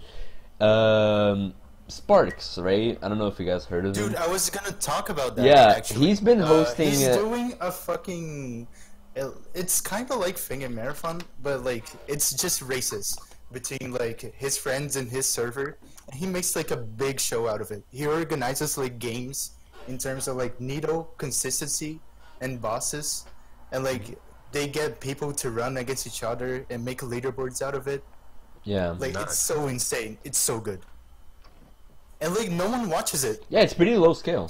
It's pretty low scale. It's so like no one talks about it. He hasn't really announced it anywhere. Yeah. Besides like his own server. Yeah, I was wondering And it's why so he didn't entertaining. announce it, because Okay, so why don't we market it for him? right? Like, why don't we spread the word? Like I did. I tried it in like a few servers that like just didn't Like- spread. I don't know. What we need is like a channel, like not a Discord channel or a Twitch TV channel, like a channel of communication where these kind of infos get to the influencers of the community, which would be, in my opinion, Wolsk, Danforok, Naloa, Wolfie, and a few more. Like, especially get it to the big guys and let them spread the news. And also like Starsor and so. Like, you just need to spread that because everybody here is not an asshole and. Like, or rather, nobody's an asshole here, and everybody supports each other. What I find a funny thing is in the Path of Exile community, the guy called Race Cutie always hosts races because what you can do is do private leagues and then they race to up to level 80, like some predefined goal. And what he does is just like they create the league. They start the race and he just streams like 4 different streams at the time and looks at the leaderboard at the same time and commentates everything. Like also a concept which works, but you just need multiple people to stream. The thing is, the actual players don't need webcams, they don't need anything, they just stream on their channel. And he just restreams them. Like that's okay.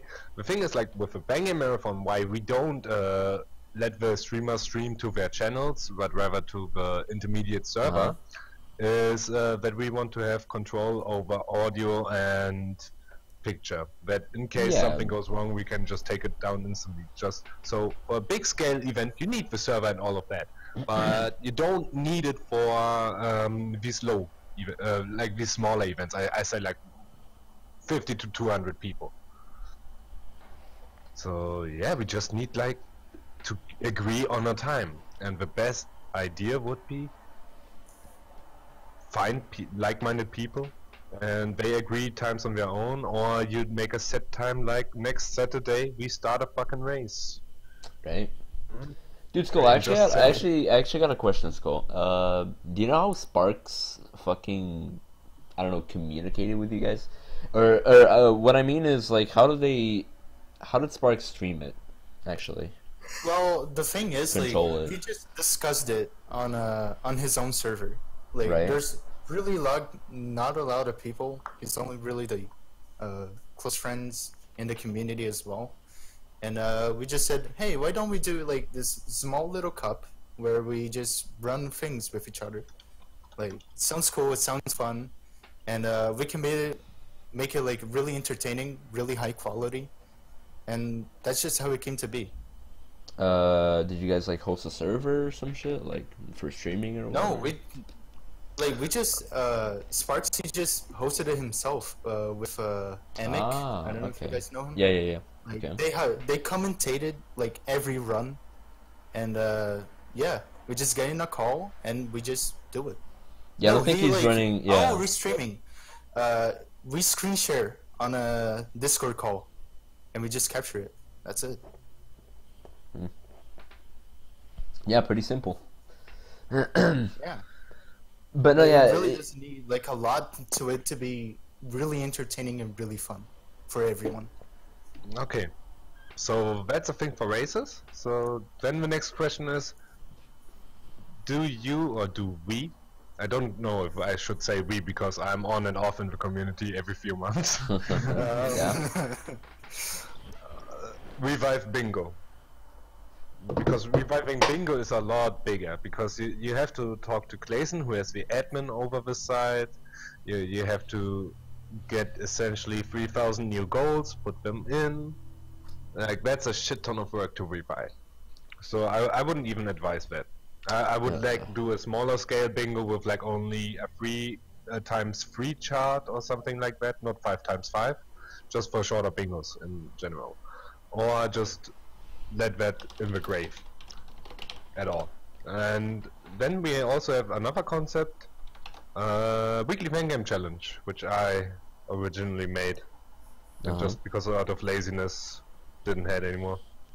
Like essentially you would say at the start of the week which Fangame is to be played, and they post screenshots of clearing them. Which made like the good old K3 effect that everybody played the same game and people had something to talk about. That was the original idea behind it. You can also do that. That's not really that much work to do because you essentially only have to update a spreadsheet once a week and post a screenshot of, or post a game name, which is really cool, and provide the link. You could do that to revive the community if you want to do something. What else could you do? Do you remember get Yeah, we yourself made that Fangame? in a spreadsheet, but get yourself Fangaming. Like it was a thing that Fireball made like way back then. Oh, We the would, like, fucking show get a yourself game, Fangame. and we would run it. Yeah, get yourself Fangame. I remember that. It just died down though. Like after a few months. Like people lost interest. Yeah. It's true. And I honestly fear that as well. That people are just not interested, like after a while, you know? If we do happen to like host whatever. I mean, some shit just always is an evergreen. Like for example, the Fangame streaks. Fangame streaks was originally created by Danforok seeing me playing random shit ass games without closing them. That's a true story. I said like, okay, I'm just gonna pull 100 random games and don't quit any of them. And then he's like, oh, what you doing there? And I'm like, I'm playing just random function from Delphi. And he's like, oh, that's it. That's the business model. That is it. And then he's like, bam, streaks. It's still alive nowadays. That's the best part. It actually still is. Yeah, Stung does it like all the time. Wolsk is always doing it. Like, Yeah, I mean, and seriously, people, if you think about it, playing random games from Delfood, how different is that from playing the new games from Delfood or the wiki? And yeah. it's not that much different. And then you just slap a name onto it, and bam, you have a streaming model. So it's just about the selling factor. We just have to sell ourselves better, because what we have in this community is actually pretty great. We have organized community in Discord servers. That's not usual. For example, the whole Final Fantasy XIV community is spread around different websites and Reddit channels. Like, like we have a lot of organization going on in this community. Don't underestimate that. You know what's actually kind of cool? Going back to Solus, right? People actually posted the avoidance or whatever in the fucking Clone Hero Reddit. Because that's where Solus came from. And people are like, dude, that's sick. They went to fucking Blue's YouTube video. They were like, holy shit.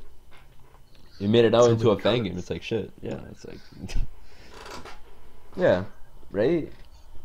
It's amazing to see like other communities like fucking react to our shit and maybe like come into our community. It's like pretty cool. Oh, shit. I actually wanted to use this paper and put an AFK shield. And go AFK because yeah, I didn't want to turn off the camera and just go into the kitchen.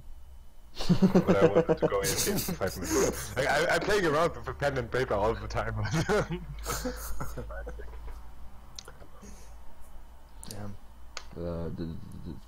So yeah, we basically have to find a guy who invests time to organize this shit.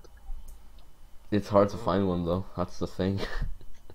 Yeah, We wait, had does he need specific requirements? Like, does he need to be like already being well known for being right. okay, and like his shit is going to work, or like can it be anyone? It's best. So we had fucking TJ, Mr. Fireball. We don't have TJ anymore. He's gone. Right? He's gone. Pepe Hands. He actually is gone. Pepe Hands. It's like, fuck. But nah, yeah, it's fucking shit. Consistent Fangame marathon host, right? I mean, the best part is you don't even need that person, you only need his fame. So I'm just gonna take a profile picture from Wolfie and put that slap that onto my account.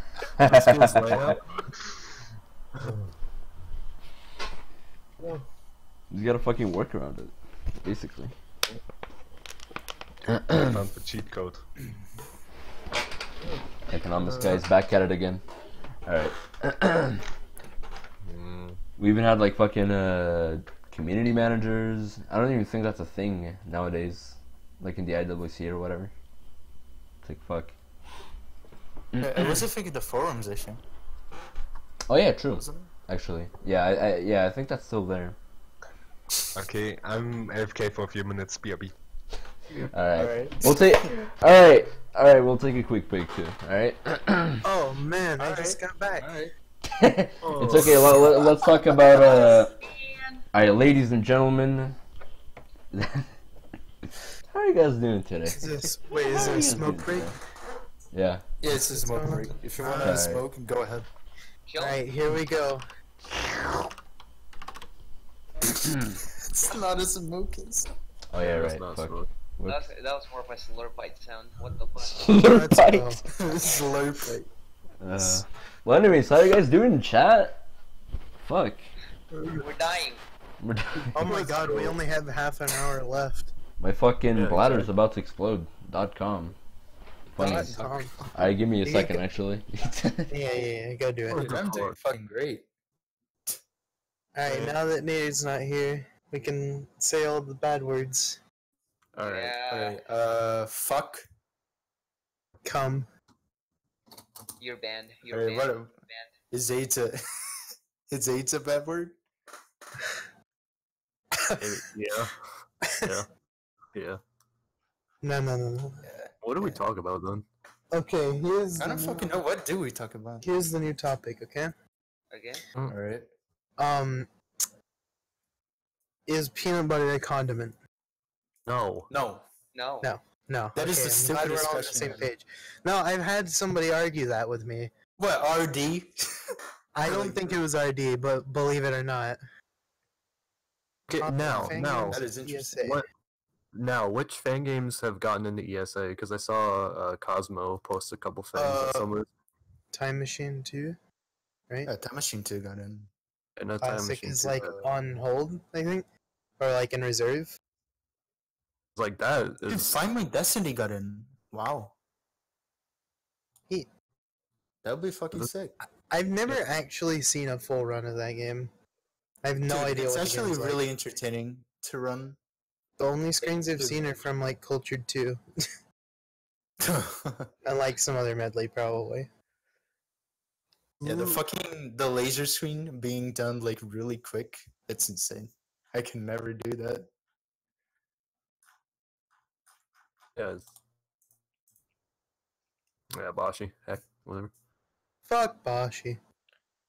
Yeah. Versus Inferno, man. Yes. Holy shit. Where's yeah. Inferno? Oh Let's shit. go. Who More would than win? 20. Hail Needle or a singular Inferno man? Toolkit. Yeah, Fangames being at ESA is really good because that's just another medium for people to find Fangames. Hmm. Yeah. Good ones. Because Find My Destiny, I mean, the production value on that is incredible, and the game's really good. Same with Take the Time Machine 2. It's like so much custom stuff, and like it's just very impressive. Dude, people would. I'm sure people will love watching Time Machine 2. I It's mean, it's a really good game. at the end of the day, it doesn't matter because Vegetable 1 was rejected. And the entire It's a community fucking is worthless- depressed because of this. Yeah, worthless fucking showcase of Yeah, Fangame. fuck ESA. God damn. Yeah, no, Same. We're talking about ESA. Amazing. Yeah, so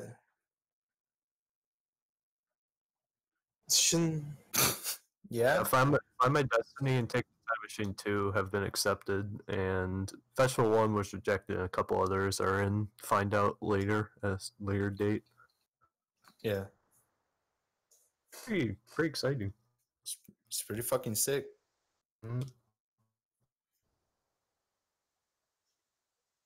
Fuck Bashi. Fuck Bashi, old hat. Brushy. Bashi.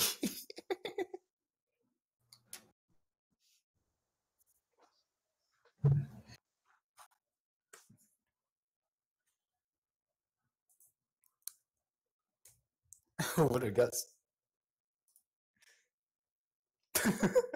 I would love to see like now running vegetable at ESA.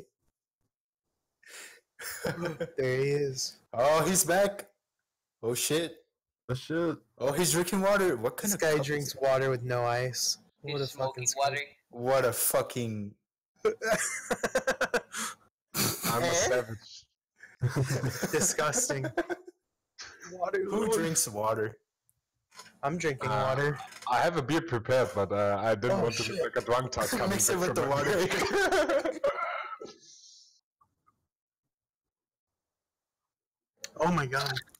That's What a flex. I mean, yeah. Crikey on a bike. No, dude, you're hella hydrated. That's a great flex. Yeah. You don't have kidney stones. What a flex. Yeah.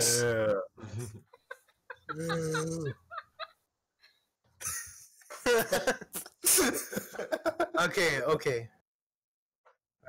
Alright. Okay, chill. Chill. Chill. Where did we leave off? I was Um, AFK. Alright, what should we continue up with? Because we got time for about one more Probably topic. ESA. Because Pandy wasn't here.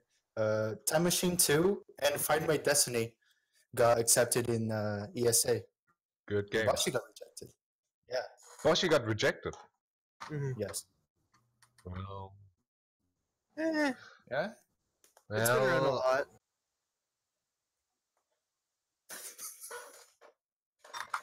I mean, there are like the repertoire of games which you can't skip, like for example, like a few Mario titles, you can't skip them for speedrunning events. But like, if you have evergreens like Boshi, I think it's okay to leave them out for a year because it kind of gets same-ish every Yeah. year. I mean, even Super Metroid didn't make it in one Last year AGDQ. or this year. Yeah, it's Super Metroid, dude. It's Super Metroid. You can't skip that, in my opinion. Yeah. I mean, were any new strats like found since like between runs? Because No, if but I not, like then, to watch the runs. Yeah, it's a I mean, if it's the same run, then like I don't It's a think it's a classic. big deal personally. Mm. I don't know, just me. What was that? I wasn't that. That wasn't me. I don't know. It was off at OBS, dude. I'm so mad. It was not on OBS. Oh goodness. Fuck. Alright, anyways, sorry. Fucking incredible. Anyways, when you say anyways, you usually have to turn off the stream, you know? Anyways, Alright, Pepe thanks for Hands. watching, guys. Anyways, Not time yet, alright? Pepe hands. Uh, Got like 20 more minutes. Let's talk about the new generation of Fangamers. Because I Hey. actually don't know a lot of the people. I coincidentally know Arzt, but Egg, I've never heard of you. Sorry to say that, but I've never heard of you before. I'm not new. I just had a lot of names. Ah, okay. Yeah. I guess a real fucking OD, dude. Yeah. I've been. Do you know I want to be the Dallas? Yes, I know that game actually. I think it's... Alright, let's. Yeah, Egg made it. Let's not. Oh shit! Oh, amazing! Amazing. I have a celebrity in the fucking podcast. Well, I made a fan game once about a porn star. So, nice to talk. You remember this shit? Oh my god. Oh my god. Wait, you made Dallas? missed Dallas. What? Bruh. Are you kidding He me? just said that. He just What? shouted over me saying that. I didn't even realize that. Yeah, I know you said it like a few seconds ago, but I was like, what? Alright. Shit. Okay. Technically, it wasn't just me.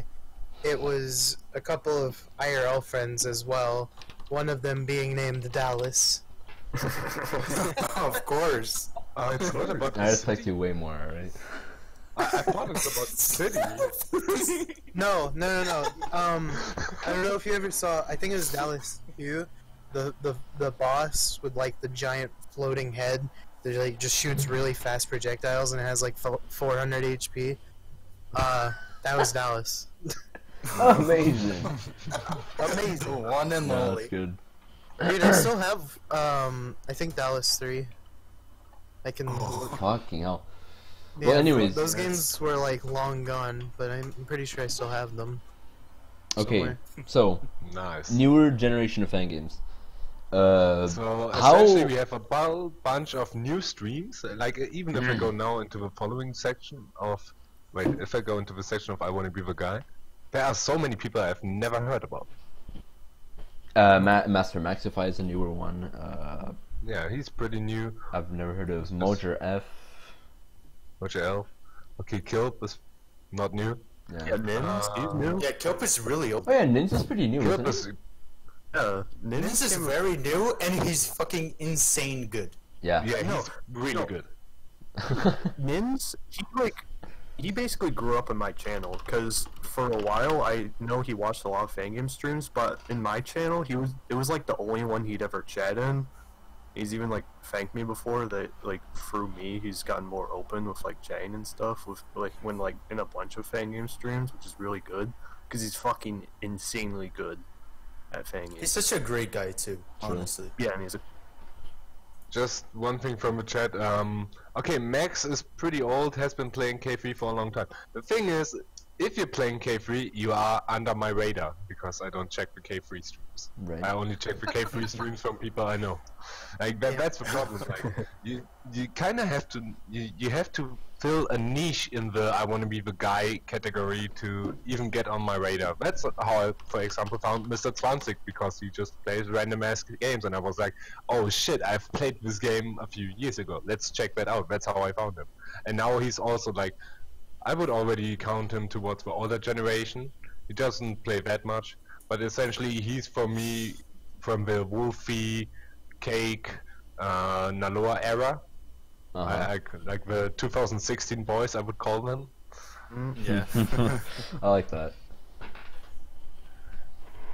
So yeah, but besides that, you have a lot of Russian players, and even in Soulless, there are so many players which I have never seen before. I know, and it's like Something that is fucking insane. On Solus Fuck. tournament, like, there's so many communities joining together for that tournament. yeah, Like so many from fucking players. Japan, from fucking Russia, Yeah, from China, from everywhere. fucking- It's like, Jesus alright, dude. Christ. Fuck. It's beautiful, like seeing that little harmony there. Yeah. And they were like, dude, fucking no cheater accusations. It was like fucking. That's a plus. yeah, that's a really good plus. It's like Dude, Wolves, I remember that guy. Oh my I fucking used to talk god! to him like daily. He's such a great fucking person. My god. You guys remember fucking Matistica, CD Mans, those guys? Yeah. CD mans, dude. Amazing. Oh my god, back in the day we even had bets going who finishes boss rush first. It's Dude, awesome. yes. Holy fuck. Oh. I also remember an incident on Fangame Marathon where CD Mans pulled off his shirt. I remember that!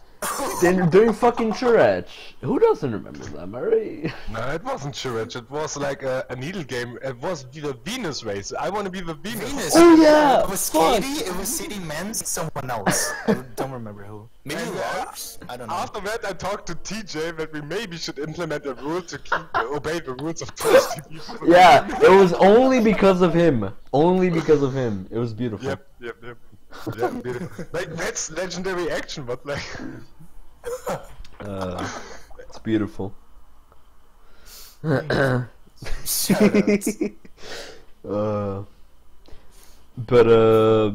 I don't know what's noteworthy about the newer generation of fan gamers though. I don't know. I mean, we got Arts and Ninja. And then you got the rest, and then you got the rest in the IWC. There's actually been like a lot more newer players. Like there was a bigger influx of players lately, I think. Okay. In the IWC, I think the IWC has like 1,000 people now. I want to say. I'm not sure. 1,000 people? What? I think I'm not sure. I think it's pretty close, but it's I will not. check. I don't Yeah, know. I'm checking. We too. have 897. Wow. Jesus. Yeah, it's getting there. Oh, You know. that's extreme. Yeah, I think it's something that's noteworthy for like this new generation. We have a lot of new players who are getting really good really fast, like Ninja, and also like some other people who are like still like beginners and like only got to know I want to be the guy for fucking Merg and Yeah. like joining fucking GD Kitties. So it's like it's really, I don't know, it's really like so many like, okay. demographics. Here's a controversial topic, right? What do you guys think about like fucking I don't know the GD players or people from Merg and like I don't know, because I know that some of you guys get annoyed by them and shit like that. You know what I mean? Yeah, I mean, it like just because of their background doesn't mean they're gonna be inherently bad. Yeah. It's yeah, just that's that like that's just it so happens that there are a few That just pretty come from there. dumb people who happen to come from there. Like I don't know. It's like for a while, it was like every other week there'd be somebody new in the IWC who's just talking like a complete retard, and I'm like, alright, how long is this gonna last? I mean, the I Wanna Community Discord is now so big that we essentially have people from all demographic areas, probably every country in the world, and probably every age range, because it's just technology. Yeah. Think I bet about a lot it. of people are just 12 or 11 years old. That's just a thing. I remember Fireball being not old enough to stream on Twitch. Dude, Pandy. No, I Dude, remember because that. like think about it. When Yeah. we first came into fan games, we weren't like big boys. You know what I mean? Yeah. We were fucking younger, like way younger. Oh, dude, I was already 19. I'm not- All right. Okay, buddy. Okay, dude. Oh my God. Okay, dude. With the flex. All right. Alright. Flex. All right. Go on. I mean, yeah, we didn't have the communication channel of Discord, and that's problematic. You just never encountered so young people, Yeah, maybe in a Twitch yeah. chat. But now they have like the channel to express themselves, and we all get crowded in this big ass. I mean, I don't even check the other channels in the I Want a Community Discord, except the Fan Games channel. I just look in there, look what's the hot shit if I have time, and yes. So of course we're gonna clash into each other. But that's because you have almost 1,000 people in a single channel. Hello. True. Hello. So Yeah. I mean, how can you fix that? Do you even? First thing is, do you need to fix it? Is there a problem you need to fix? Do you feel annoyed by other people posting content you don't want to see? That's the main question. If so, is it fixable? Yeah, and that's That is where the really good IWC and that's where the IWC and the moderation and all that shit comes in. That's where it all comes in. Like actually, Yeah, definitely. it's hard to answer. It's hard to answer. It's fucking hard to know how to moderate the IWC and shit If like you have a that. heated discussion in that channel, it's basically like a 40,000 people channel on Twitch TV where everybody just spams his shit and some people spam and chat is scrolling so fast nobody will notice I'm gay, you know? Like, you cannot moderate that. I was scrolling like a few days ago through it, and I was like, yeah, this post had a middle finger reaction, and he deleted it. Like, there is no way you can moderate that. You cannot moderate that. That's not feasible. So, what happens is usually people make their own sub communities. Like back in the Skype days, everybody has its own Skype. Yeah. And we had a big Twitter post like half a year ago or a few months ago by Stazor, like where he was talking about this, what happened a few years ago, and he was essentially right because everybody was in his own community bubble. We all talked shit about each other. Like I'm not denying it. Like I was part of that. But that's because I also thought people would talk shit about me behind my back. But that's essentially what happened. And for example, like one case I want to lay out, I hope it's okay if I name a few things. Sure, that's fine. Like basically, I saw a delicious food review by Swordslinger about Crimson Needle where he gave like 1 point or something like that because he had some issues with Kalemendu. And I just said in that Skype channel, like, did somebody shit in his brain? Like, why would you do that? Why would you be such an asshole to give that game a low rating? Like, it's not your type of game, but it's a fucking good game. Right.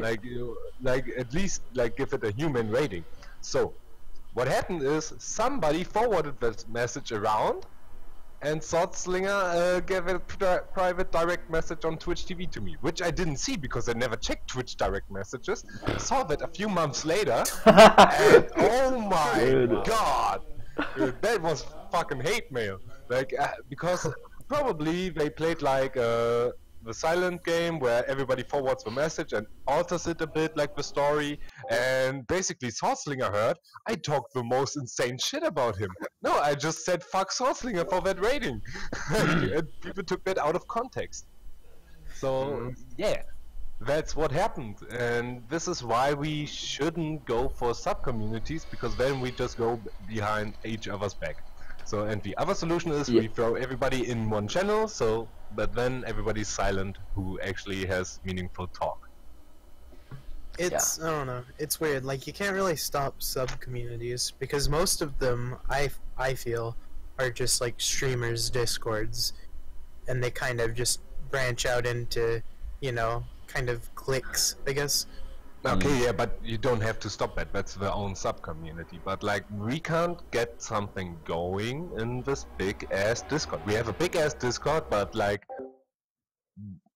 it's a resource, in my opinion.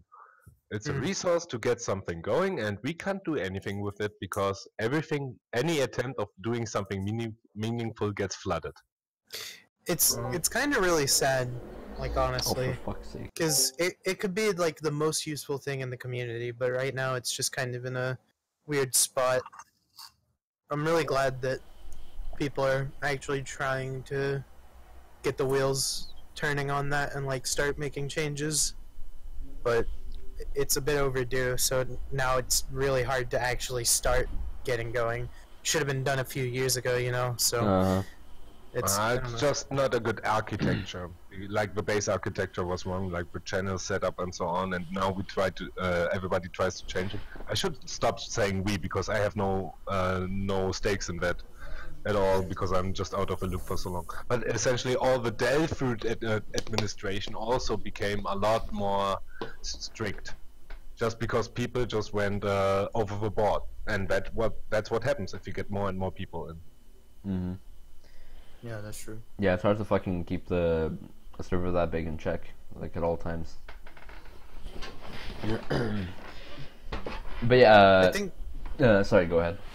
I was just gonna say, I think our main goal right now is trying to just make it more beginner friendly, I guess. Yeah, Which is I heard why that the argument. whole, like, toxicity thing is like, you know, or elitism thing.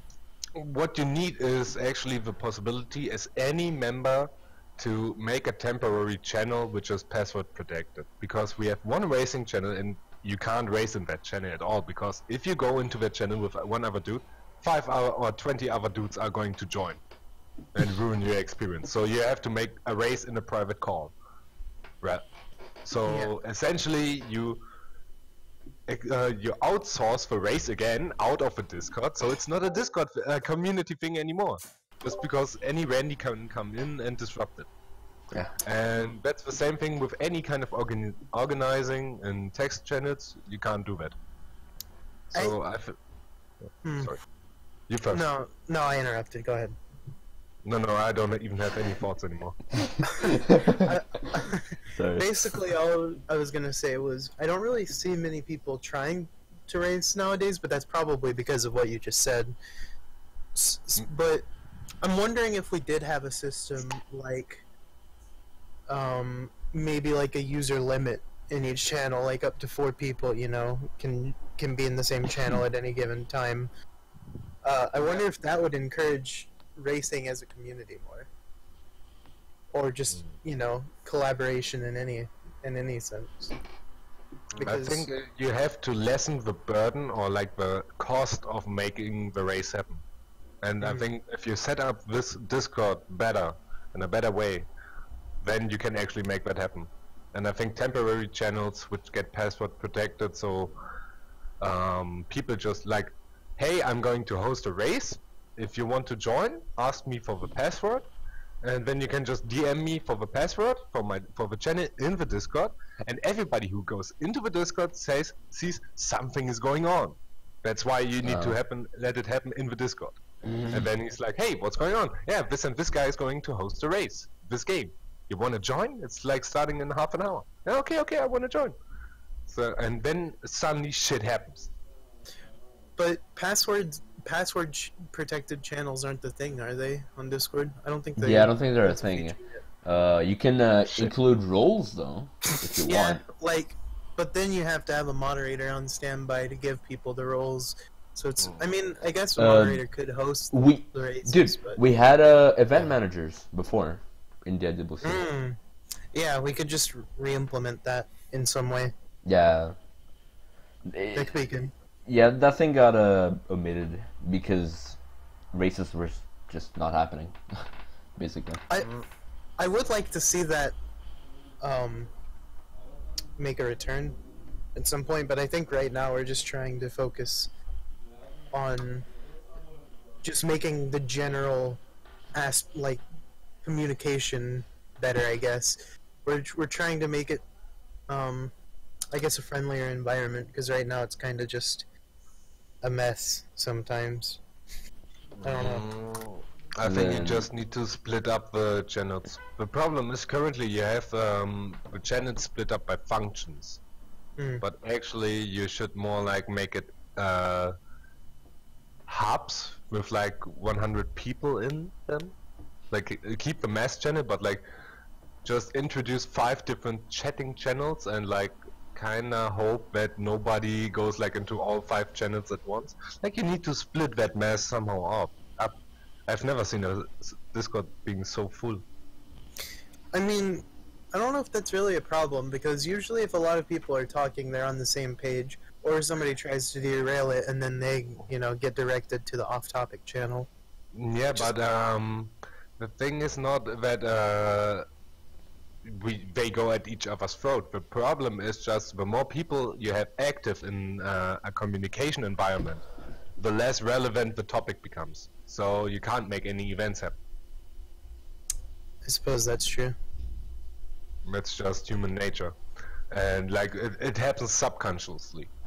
So like first look at this Discord. I also see you have a racing channel in voice, but you don't have a racing channel as text. You don't have a chat. Wait, channel do we for still have a races. racing channel? Hold up. Yes, we they do. Racing- Oh, yeah. Where is it? I didn't even know that. In the IWC. Huh. Interesting. Is it? Yeah. I don't see it. Yeah, it's under voice. Yeah, it's under voice. That little category. Yeah. The voice channel for racing, yes, but no text channel. Yeah. Mm. You don't even have a topic to organize races.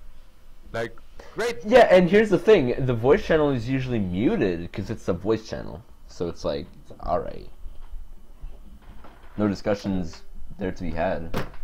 Oh fuck, he died. Oh no. Oh no! Oh no! What the He fuck was happened? gross. Oh my god. Sorry. Oh, amazing! Alright, podcast over. Oh This fuck! is it. Yeah, I meant Galaxy Brain there. I was like, maybe if I click on the race channel, I see a text channel. Holy shit, Pandy! Oh my god! Oh, that's genius. What specimen? But Specimen. shit, yeah, I was there's saying not a something. racing chat, so then nothing ever. Yeah, gets there's no organized. discussion about it. But here's the thing, though. Here's the thing. Even if there were a racing channel, I feel like that'd be ignored by most people. You know what I mean? It would be muted Yeah, I by think a so lot of too. people because that used to happen when we had a fucking events channel, right? Yeah, but events is not specific enough. With a racing channel, Yeah, you get like yeah, 30 I people guess. in who are interested in racing. I mean, 30 people is enough to host like 1-2 races a week. So they are happy, we are happy, everybody's happy, except 870 other people. But Yeah. they still have their Fangame hub I channel. literally, yeah. Yeah, And- Woods I- is also saying so that Journal's Discord has several general chats. Like, I think that's the way to go. And I also think we should have not like an event channel. We need channels for specific purposes. And I think so. Our racing channel is definitely needed. Yeah, I even remember the last race that was like held in the IWC. It was Bad End of Nang, and me and a couple other people were in it, including Nins. And that was when me and Nins were both fairly new. So like, that reached out to us as a medium to participate and get semi involved in like a group thing. Mhm. Then there hasn't been a race. Yeah. And that's like Just like I remember last year I did like one race with Hypercagman, but that was just because we talked shit in the community Discord for like 2 hours before, and then we were like, okay, let's go, and we just randomly picked games. But it was a lot of fun. Like we just need people who are like that kind of swing it, like people who have good enough PCs and internet connections to actually stream, and then just have a mentality. Okay, let's go online. Let's have some fun. And I think like several general chats, like the main idea would be like just what everybody could do would like what Starzo could do or Sudnap, I don't even know who's in control now, is open general chats but like themed ones, like Nader's Hideout, Wolf's welfare, Wolfie's thing, like just like when you have several general chats but like with different already a community. topic like with subconsciously putting a topic in there. Like not especially the Wolfie viewers need to go into the Wolfie chat, but like I expect to have some Wolfie related topics, for example. I know some people, like some streamers wouldn't agree with that, or like why don't I have a channel? If you want a channel you can have it. We have like 900 people which we need to split up, okay? Yeah. But like the problem right now is that we don't have the stakeholder, like the admin of I Want a Community Discord here. We need to talk with Satnap and Starzo, or who's admin right now. Yeah, we gotta like talk about Stars this a or lot more Peace. so we can like organize this sort of shit. Yeah. Yeah, I mean, what we're doing right now is a very good thing, and I'm actually quite happy about it. But we gotta like fucking go down to like the fucking. I kind of wish like we talked to Peace more about that sort of stuff, but I don't know. Yeah, me and Peace Honestly, and yes. Pat have been talking about possible new changes to the server, and running them by Starzor and stuff. It's not even new guidelines or people should directly behave differently, but you can lay a foundation so people will behave differently, and that's by basically setting up the channels in a more suitable way. You you invisibly lead them to the correct solution. Hmm. It's a thing to think about. For Thunderb sure. is not involved anymore, okay? Yeah. Who Yeah. even is admin anymore? Is it just Peace? Just Peace and Star. Peace and stuff. Yeah, I don't know. I definitely think that the race channel should be reintroduced. Oh, for sure. Like, And also the thing is, somebody needs to start shit in that channel. So that actually happens something. Exactly. Like you only need the initial startup. Yeah. And then you just hope it keeps going, and maybe you just like give a bit of energy into it. But like maybe even I would like sit down for a few hours, like race Nada and something.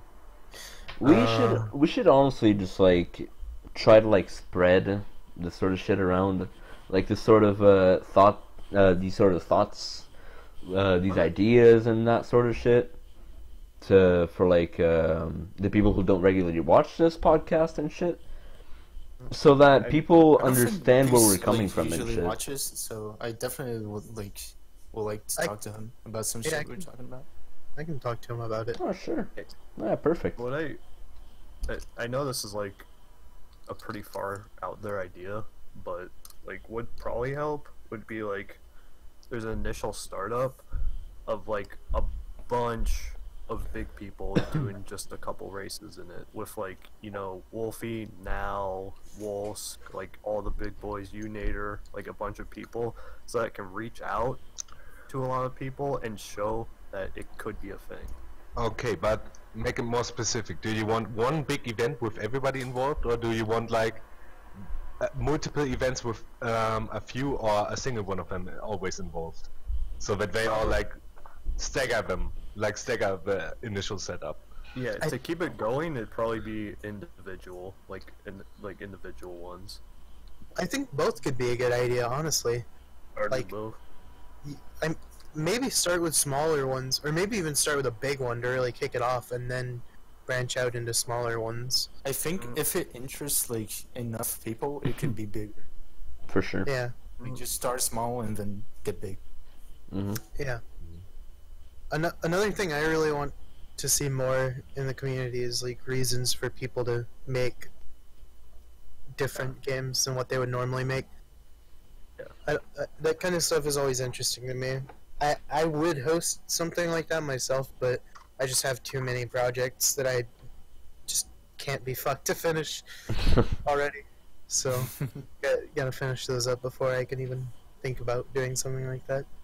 I mean, I have a tiny bit of time in the second half of May. If the channel is there, I could. I'm not big, but I have a webcam. Like that's my. That's all you need. Yeah, true.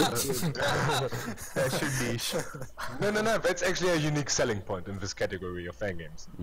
I know that draws a bit of viewers. It's not my gameplay, or like it's my webcam. We all know that, in my opinion. So I can start like Twitter postings and like a bit of marketing, like try to beat the Pandy because he always has that big of a mouth. And one of you guys like picks a game, and then we start something in the racing channel, and then and then we try to convince Wolfie in the next ones. Yeah, that's Nate on stream.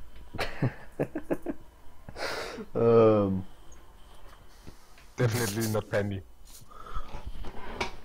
But yeah,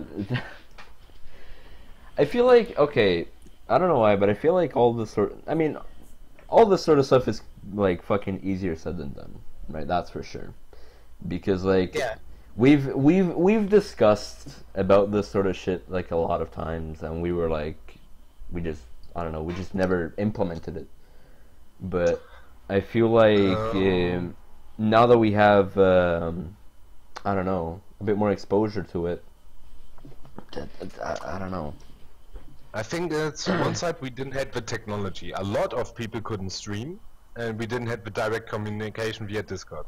And the other thing is, people always tried to think in like extreme values, like in extreme scales.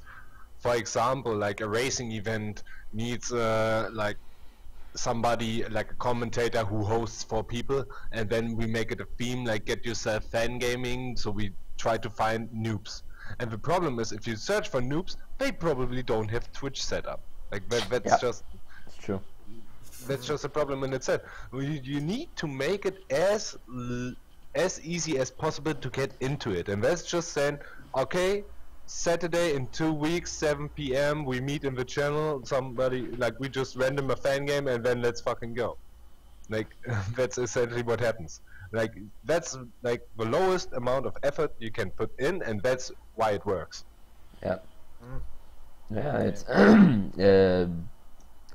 we you definitely don't have need gaming for this. more fucking accessibility nowadays, and I think that's definitely But is like a the thing. organization of these events has to be also accessible, Yeah. most accessible as possible. exactly. So you can't over organize it. You can't have like all the ideas, because it's essentially the same as in game making. Like I want to make an avoidance. Okay, it needs these effects and so on, and and suddenly I'm looking at a 40-hour project instead of a 2-hour one. You can't just make up down. Like, you gotta branch out. Yeah. So I think we just shouldn't think that complicated. My opinion. And I also think like multiple general chats is a good idea, and also with a theme. It's good to think about it, for sure. It's good to actually fucking discuss about this shit too. It's beautiful. It is. No, it feels like we're letting it all out. You know what I mean? Like all our thoughts. It feels amazing. I had multiple years of this moment. Yeah, dude. Most of the times I enter your stream, you're like talking about the community and all that sort of shit. It's kind of cool. I remember that one time when you fucking laid out the community in like a paint file or whatever the hell. It was like, it's pretty interesting. Oh yeah. Yeah. But no. Did we? Oh shit! I just wanted to ask if we even had April's Fools in the I Want to Be the Guy category, and now I just remembered I did one myself this year. Amazing. Dude, amazing. Yeah, we can talk about the April Fools we did. Okay, Let's so do. me and Skull, right? So you know, okay, Pandy, do you remember the fucking ghost sauce shit we did like in 2018? Go sauce shit. We basically, Just okay. hit me. I fucking had a voice changer. I tried to act myself as a fucking boy. Running K3 out of nowhere. Dude, you were there. I remember that. You were there. Yeah, you were there. Yeah. Oh, shit. You were like, oh my god, you're like fucking amazing. Who's this guy? Yeah. I was like, oh my god, he's so fast. And yeah, and that attracted people, and I was like, holy shit. And this April Fools we tried to do the same thing, but it didn't work out as well because you can't really replicate the No one thing. fell for it. No one fell. Yeah. Well, Sans IW. yeah, terrible. Yeah, that was rough. Well, I mean, I went from fake, not another needle game world records to gigolo streams. I mean, Oh, that's good.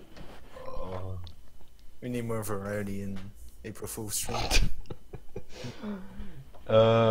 It's a pretty neat concept, but I mean, again, it's like one day. It's like it's a pretty special one, but everybody one got day. stumped, yes. And Yeah. Naloa copied the whole Boki EX. Oh yeah. He got the whole setup. I wanted to make a game for April Fools, but I didn't realize that April Fools was coming up until like 2 days before. So I was like, I'm not even gonna bother making a really shit game. Good. Oh, I also forgot completely April's Fools and was in university and was like, okay, what does doesn't take any effort and what's going to be legendary. And I was like, okay, I'm gonna put my suit up and just unbutton my shirt and then make the game as small as possible. And I spent like 30 minutes on the layout. I love shit like that. I really So do love shit like I that. love shit posting streams. I I played love it. Yeah. I played the time recently, and I spent more time working on the layout that I did than I did actually playing the game. I That's saw your true. layout. It was really cool. Thank you, thank It's you. really epic. I found out that you can actually add sources as a, or what's it called, scenes as a source in OBS. So I squished the entire scene so that it was like in a really weird aspect ratio. Like it's really, You can have a it's scene in really a scene. weird. Yes, it's really good. Nice. Like I'll pull it up right now. In fact, It's really crazy gonna how good you screenshot can it? get with streaming. You can literally code your own stream in some programs, which is really crazy. Yeah, it's really insane. okay. Okay, so here's the original layout. Don't show it on stream, Okay, good. but there's the layout. And Oh my then god. Oh, here it is when I squished it and used it in a different scene. It's sending. There it is. Wait, amazing. I say don't show it. Amazing. It's not like, you know, not safe for the stream. It's just it has somebody's face on it that I don't think is revealed, and it was yeah, covered by yeah, the game. don't show it, Yeah, don't show I it. know. It would be a big mistake. Uh-oh. Yeah. Oh, I thought it's about the problem is actually Billy Harrington on the right side. No, that's Fucking Thanos. Pepper That's, Hands. That's Thanos. Oh, okay. Okay. Alright. Enough of this. It's Thanos. No, yeah, but dude, these ideas are fucking sick. I love shitposting streams Yeah, like that. just I just love April the 1st when everybody goes complete clone fiesta. Yeah, I love it. I fucking love it.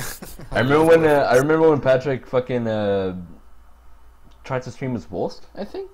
You tried to impersonate him, and then fucking you, Pandy, you fucking impersonated TJ on But that same wasn't April on Fool. Ap- Was no, that no, not? That wasn't even April's Fool. Fuck. It was just completely at random. I've prepared that for months. And it worked. I moderated. I made Fireball my moderator. I got the whole layout from Clayson. I got myself glasses. I've got myself some iced tea in a can. Printed out Arnold Palmer. Put that on the fucking can. Did you Did the import whole meditation thing at the start of the TJ stream. Did you import Cheez-Its? It was genius. Is it? Cheez-Its, yeah, his No. trademark Classic. snack. Nope, he didn't do that back then. So, Aw. so we did that whole thing, and it was just like because he's my best friend on Twitch TV at that time. Like he was a pretty cool guy, and I thought like I should honor him. And basically that's why I did the stream, and it worked. Like Lars came in and was like, "Oh, Twitch is bugging on me out. It shows you as Pandy." And the cam goes out, and he's like, "Oh, fuck you, Pandy." Yeah, and Wolski even made the Pandy thing, like the emote for me. Oh my god, the emote is so good. I've had it for all these years, dude. It's amazing. And yes, it was amazing. And the thing is, TJ counter me. Yeah, I remember that. It was really good. 2 hours later, I was playing World of Warcraft after the stream. 2 hours later, Zero G messages me with like, TJ's going for revenge now. And I'm going to TJ's study, and he's like, as an overlay with like a church in the background, and he's like praying to the Camellia Church. That's the college I'm praying. Oh, I love it. I love it. The holy city of the boss rush. Oh, I love it. The pixel aligning. Oh my god. God bless TJ. Fuck. Actually a real one. Fucking Church of Camellia. And it stuck around, dude. It stuck around. Yeah, It stuck around. It went was over. amazing. Up to Disney's put your hands in the shape of a corner to pray. It actually happened that way, bro. Yeah, it really did. Oh, that's good. Oh, that's amazing. No, yeah, it's not about skill in the community. You just need to do a good show. You just have to do fun, have So, fun. yeah, Just have fun, dude. Honestly. It's all fun, yeah. I feel bad when people say that their stream's not interesting because they're bad. Yeah. It's really a shame because like You only need a certain bitrate so that the stream looks good and a voice, in my opinion. I think like Moose is probably the only channel, except for Moose, I watch because like we're buddies, which I watch which doesn't have a voice. But besides that, I need voice. Otherwise, I'm really not getting into. I mean, I still like conversation. Like, I watch Geezer stream from time to time, and like I still like his stream, but I wish he communicated a little bit more. Like, even if it's not with Mike, I just wish he chatted a bit more, I guess. Yeah. But like Ninja, he's really communicative. What's the word I'm looking for here? Communicative? Yeah. He talks a lot, even though he doesn't use mic, and that's that's good. I try to do the same. I actually watch Ninja too. Amazing. But I watch Ninja more because I know him from Yasmat's channel, I think, if I remember correctly. Yeah, he hangs out in Yas channel. Yeah, I bet I wouldn't even notice his channel. Like I would go in and don't hear a voice and would just go out. That's usually what happens. I usually like try to see if the person is cool and like tries to keep a communication with chat usually. Like if it's cool, and I keep watching it. I watch more for the person than like what they're doing. Yeah, but like I think a person can just convey his character a lot better with a voice. Yeah, definitely. But like I don't need anything else. You can just put the game there. You don't need any fancy overlay or something. Just a voice. Oh yeah, I agree. Let's go. I usually prefer like simpler streams, to be honest. Mm. I don't know. I don't know why. So many what's there like that I hate just because a tiny bit of the game is covered by something. It's like, why? I mean, I'm guilty of that. But it's What, not your pro moment layout? Oh no.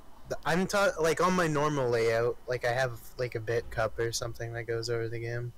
Or Yeah, no, it's the seal from Hat in Time with the egg. Yeah, that I don't get.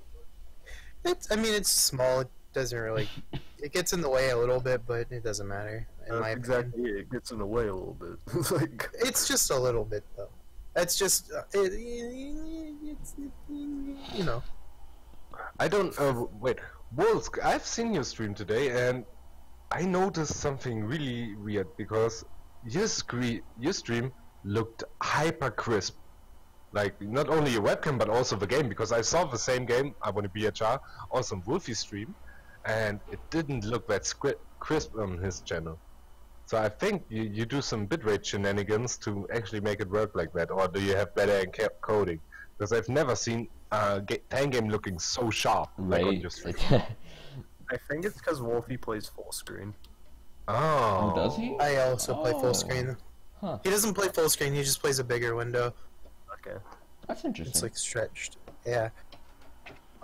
There was one stream I saw recently. I don't remember who it was. I think Cherry, maybe. It looked really, really, really good for some reason, but he said it was only like 400 bitrate, and I was really confused. I was like, what? Okay. How? Yeah, it looks like fucking HD, but it was like 400 bitrate. Oh, hey, there he is. There's Cherry. There he is. There he is. He's a good guy. Yeah. He's also like another like new guy who's really fucking good. Fucking Sammy. Well, like in a good Gonna way, follow Sammy. What? Huh? Eh? Don't worry. Oh, I need to go to his channel to follow him. Open him more. He's a good guy. Good guy. Good guy. Yeah, Good of guy. course. Like Smile. the what already shows me the title screen of I want to defeat the 7 colors. Like, I see. I see what Amazing. I just followed. There it is. There it is. Shit. Okay, fuck. Alright. Yeah. Next topic. I think that's it. I think I think we're running out. That's Yeah. it. We already talked about That's right. skill. The only thing we haven't Kinda. talked about is the avoidance skill, needle skill, etc. That sort of shit. Yeah, we That's already like really vague. I don't even understand. I Like, guess I guess what I assume that topic is like how much better or how better the fucking community got avoidance skill wise, needle wise. I assume that's what Oh, you're yeah, That's talking something about. I said. Like, new players are getting really good really fucking fast, and I don't know how. It's ridiculous. I think it's more about the matter that you have more variety of games to actually learn this stuff, because back in the day we didn't have that many games where we could actually practice. Like I remember in 2014 0G could only give me like 6 games where I could practice barrage and like a super old TIS practice mod, which I used to get good at avoidances. And I think also for avoidance skill people learn the wrong things nowadays. I think a lot of the timing things are not necessary at the point where they are. They tend to forget a lot of the fundamentals of actually controlling your character. Because, for example, I think Mr. 20 is a good example. I love that guy. I don't know if you know him, but Yeah. he always plays on his notebook, and you can kind of see from the sound when he hits the buttons that it doesn't feel like he has complete control over his jump heights, and like it feels a bit wacky if you watch him like and doing any movement, and that's when you see that he didn't practice enough the fundamentals, and that's just because he actually speedruns Final Fantasy 13 and doesn't play that much fan games. He plays fan games on the side, but essentially, if you want to play avoidances at a decent level, the first thing you have to learn is fundamentals, controlling your character without looking at it.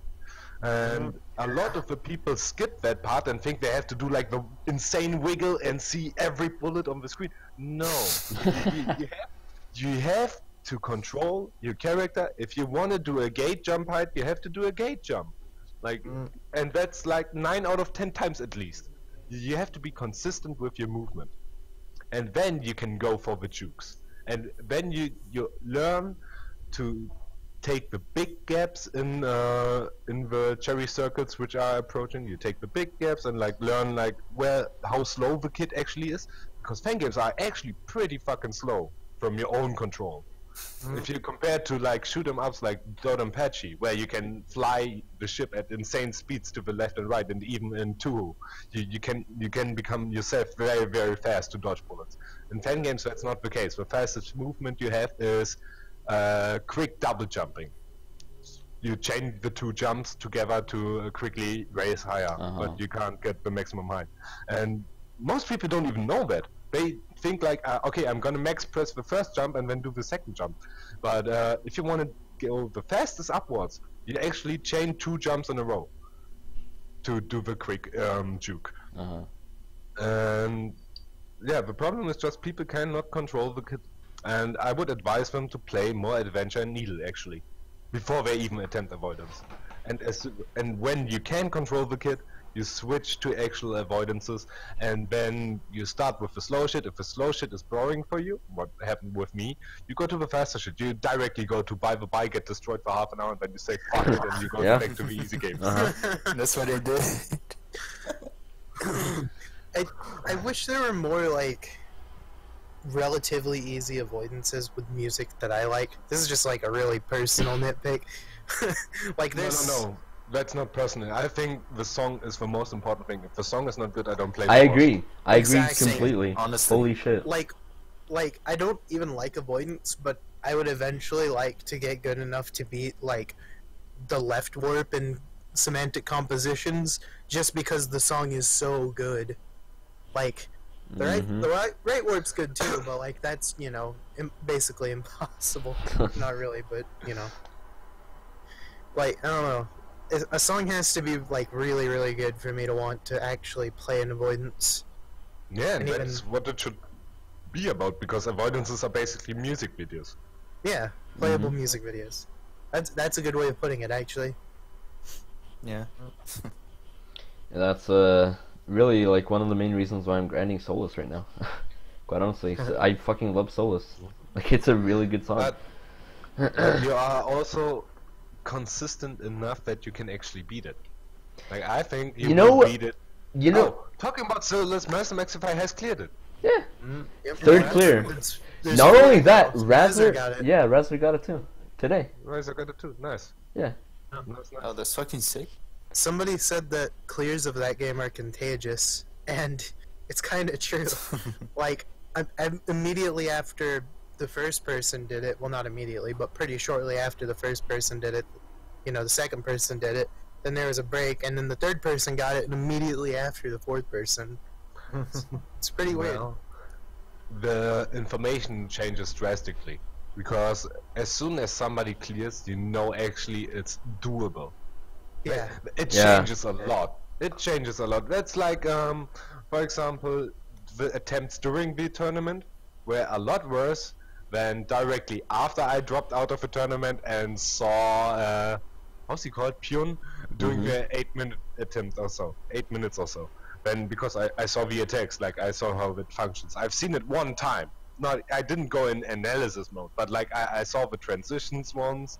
I know what's coming, and I know personally I could pull it off to get further than 4.5 minutes. So I went to the 5 minutes. 100% agree. Like holy shit, fucking since I came into like the fucking Solus grind like fucking I don't know like a few weeks back, and I've watched like a lot of videos right about it. Fucking, I knew what was happening. I knew what was coming next in the part of the song, the fucking attacks, and that's why I could like progress way faster than anyone else could. Yeah, I but feel you're like also a certain like, okay, I see it, and you think like, oh, that's pretty rough, or that's doable. And if I think like, oh fuck this shit, man, that's way too hard, I'm not going to bother in the first place, then okay, then I'm not going to play. And Razor and Max have been on the grind for quite a while, but probably now at the point where they were on and off grinding. So like, I'm gonna do a break for a few days, and suddenly Max clears. What thinks Razor? Okay, yeah, he cleared it, okay. I'm gonna push one more time. And he pushed, and got the clear himself. These sort of things just like gives you hope whenever you're like on the verge of like actually doing it. The same shit happened to me like when I was grinding Church Impossible, right? I actually like I basically watched like fucking videos, like motivational sort of type of videos, where people like clear really fucking hard shit. I'm like, all right, I fucking enjoy this sort of pleasure, like that you get right at the end of the fucking thing. It just gives you hope, and it's amazing. Yep. I mean, basically, I ran a marathon because my coworker did one. And I thought, like, if this guy can do one, I can also do one. Yeah, that's amazing. I can do it myself because I'm fucking unfit as fuck, but it gives you hope. It's the thing. It's really weird how like seeing somebody else do something it's almost like a mind game, right? Like it can fill you with enough hope that you can actually push through. It's really strange how that works, and it's like not very uncommon either. It's true. It's true. That sort of shit influences people's, I don't know, things that they do in their everyday life, etc. Like, a personal example, I've been playing through CN2 recently. I'm on, like, Stage Rush now, and Chrono Gear was like, he was like, I don't think I could ever, I think you're a lot better than me. But then he saw me progressing, and within a few days he started over, right? He was like at 30 or something, and then he started over, and then within a few days he's up to like 83 now. Holy fuck! Like just because he saw me playing, like it's definitely a thing. That's great. It's really cool. That's like is. I mean, you also have, besides from the skill and like asserting if you can do something or not, you also have the influencing factors on Twitch TV anyway. For example, if Wolfie does something, somebody else also picks up on that. For example, Yep. Wolfie plays Char, suddenly Wolsk also plays Char, or I see vodka makers in some kind of channel, and then I think I also play vodka makers, and then suddenly Yasma plays vodka makers. Like shit is like that is always spreading, and we don't do it to directly copy it, but rather because we think it's a good idea to play that game, because our friend is playing it. Yeah, I remember Yais was streaming on their falling game, and I saw it and I was like, oh, this looks neat. Let's So play I the decided first. Okay, never mind. So then I decided to play it, and then after that, Nins played it, and then we were all playing it at the same time, and it was like, there's no reason behind it, but we just all were. Yeah, it's pretty cool. Like, there are definitely like a handful of games I would consider to be my favorites now that I would have never played if I didn't see somebody else streaming them. Like Figure, I only went to Figure because I vaguely remembered a song from watching like casual playtested or something, and I wanted to know the name of that song, but then I just ended up playing through almost the entire game. Like I don't know, it's cool. It's more about like the idea comes back if you see it. I think, Yeah. to actually play a certain game. That's why you always have contagious fan games for that. Which is like, okay, Yasma plays Rocket, suddenly I also play Rocket. Or Emperor. Emperor was the same fucking thing. Wolfie played it, then I played it, then Yasma played it. Like, it's always spreading. And I think it's nice. Because viewers also like to, value it to have kind of a same-ish experience. Like they want 80% the same and 20% new. And basically you get that if the people play the same game. Not like 2K3 extents where people play the same game for 4 years in a row or 5 years, but like it's nice to have for a week that this guy is playing the same game and this guy is playing the same game, and it's almost the same experience, but the comments are different and the thought processes are different, the strats are different. That's why tournaments like Solus also work perfectly fine, because you had like 40 streams going and everybody had something else to comment, and the best thing was everybody had a different experience, but we all played the same fight. For example, Danfarok, okay, he had a lot of issues with the first attack, and then I come in hungover, play in 10 minutes to the part where he PB'd, and he's like, okay, you beat it just wasn't a nice weekend for Danfarok, I guess. Yeah, I love that guy. But then Nogat comes around and just smacks me in the Smooth on the Sunday comes around and smacks me in the head. It's like, okay, I only have 50 minutes instead of 2 hours. Let's fucking go. It gets like 4 seconds to my time. That's just like the stories which are made by that by playing the same game. Another thing I like is people who like stream but also make games. You can kind of get a sense of like a deeper sense of their personality and taste by playing their games. Like I've been watching Nogard a lot more recently, and I started playing Domu, and I don't know, it's a really weird concept. I don't really know how to convey it, but I don't know. I know what you're talking about. I know what you're talking about. You get like a deeper knowledge of who he is. Yeah. That sort of shit. Yeah, I know what you're talking exactly about. what he likes as well. And his taste, sense of humor. I really like when games, you know, show that kind of shit. Like, in my game, on the first floor, there's like all of the blocks are no outlines, but then there's an upside down spike sticking one block, or 1 pixel out of a block. So if you land on it, you die, but it looks like a block. I don't know. Just, I like it when makers give personality, I guess. I don't know. Yeah. I mean, yeah, Nogat is pretty cool. But I will never forget that he put my face in the ending screen of Pacemaker. I remember that. Get fucked, Pandy. Get owned. Never forget. But yeah, Domo is an amazing game. and I would actually not have expected it to be made by Nogat. And I actually like the game a lot because he just does something what nobody else on Twitch TV dares to, and that's showing the player the middle finger. Like Yeah. putting that ass trap in there, making it a bit like bitchy ass to play that segment, but like I like that. I like that. It makes it feel like a game, not optimized or something like that. You know the stage with like the spikes that you have to shoot to spin around, and like the They can go blocks through. that change when you jump. Oh yeah. There, there's one save I remember.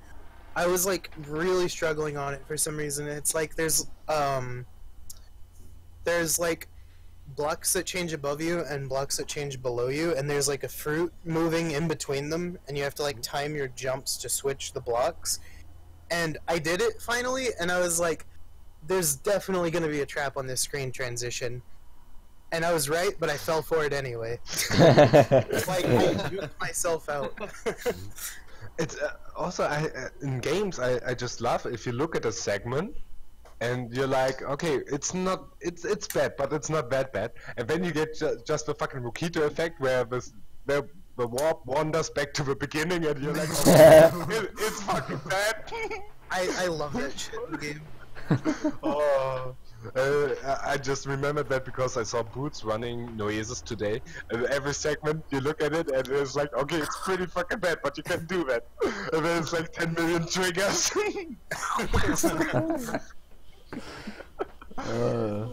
And you're like, oh my god. But you would never play the segment if you would know beforehand that it had like 20 triggers.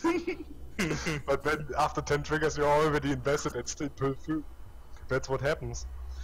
And Nogat captured this kind of spirit a bit, and that's why I think Domu was contender for Game of the Year in that year. You remember when we fucking had Fangame of the Year, Pandy? Like back in the fucking but forum days? But that introduced too much drama. Yeah, exactly. Really Well, understandable why. right. I was thinking it would be cool to have like fan game awards for like makers. Like, you know, everyone votes on have like more categories. best. You know what's actually kind of cool? Right at the end of Solus, or the Solus tournament, they had like this sort of cool little thing where they showed like little awards of like, I don't know, fucking the Most best times- PB, Oh, yeah. most Yeah. fucking etc. And it's like, yeah, that's kind of cool. I like statistics like those. I agree. Do Stuff we like that is even cool. have? Woods just mentioned the Player of the Month thing, and I also remember Yeah, that. wannabe of the Oh month. yeah, I remember that. Fuck. Why don't we have that anymore? I Where are don't people know. at? I guess we Well, didn't we have also enough did- people anymore. I guess, if I had to guess, I don't know. Are there no wannabes? Well, people got Wait, sued they from did that. it? How? But why?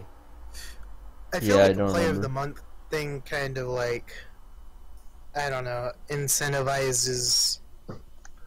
Yeah, Just it incentivizes pooling. Yeah, and like just judging people on their skill, I guess. It's not a very. I don't know. I could see it going wrong pretty easily. Yeah. But yeah, also Game of the Year was. I thought just it was bullshit because, like, my opinion, the Game of the Year was I Want to Call Me It, and it wasn't even on Piece's list, so I just didn't even talk anything about it. I saw that list. I had pretty good games, okay, but like Call Me It wasn't even on the list, and I was like, okay, yeah, that it's like the. You know, back in the day we called it like the para thing, like the para tier of games, like where you think like it's an adventure, it looks pretty nice, so it's like it's socially acceptable. Yeah, socially acceptable is a good term for it. So, and you looked at the list and you saw like these games are only the socially acceptable ones. So no avoidance, no hard needle, like everything, and that was essentially the Game of the Year awards, and that's why we don't do it anymore. That's And right. another thing that could like, I guess, be a downside of that is hundreds of games come out every year. You can't, fairly keep judge track all of anymore. them. Yeah. Because if you would make like an actual contender list, you had like 80 applicants easy, Mhm. which could all qualify for Game of the Year, in my opinion.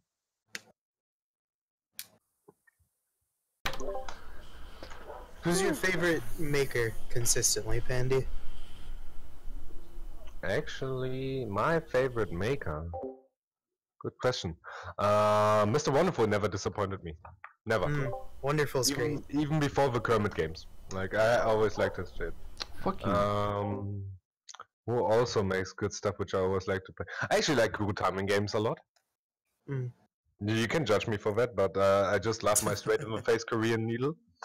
Dagger is also, and Tutakupi? No.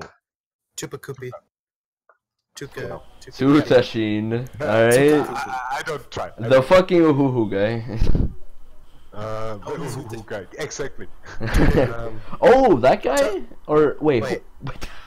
Why are you saying Chukakupi? Then of course, You're talking about Sutashin. I know who you're talking about. Yeah, go on. yeah, Lily made good games.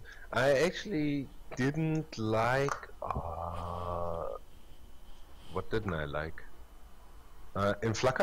In Fluka, I didn't actually like that much. But like I accept that it's like super high tier because of the effects. I like explosions. I like to watch the Time Machine games and I Fucking played through them, but I wouldn't play it again. Then who's the one guy who really stood out was the I wanna be the farewell guy, the Azure. Azure. Yeah. Really fucking good. Everything he makes is good. It's challenging. Yeah, he's a genius. It's simple. It's fun.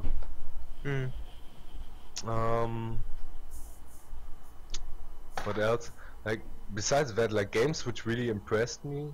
Actually, I want to try Collab 2. I want to try Collab 2. Was really something. No, go ahead. I was a tester for that, and I was just baffled because I somehow remembered how the first game went, and I was like, I'm not even interested in playing that. Like I saw it in the stream and I was like, I wasn't interested in that. And then Pieces comes along and asks me like, oh, you want to test on a private Twitch channel? Okay, let's go. And suddenly like, it was fun. It was just fun, and I didn't expect it to be fun. And then I saw that final boss, and I really liked the how's that avoidance called? The Trick Clash. Trick Clash 220. I have played that song today in Sound Vortex on my illegal. Ah, dude, holy shit! Dude, Fuck. that song. Carnival is also top tier maker. Carnival. Oh, I yeah, haven't actually definitely. played a Carnival. I love Scribble. I didn't like Scribble. Scribble is the only game from Carnival I didn't like. No way! Fuck.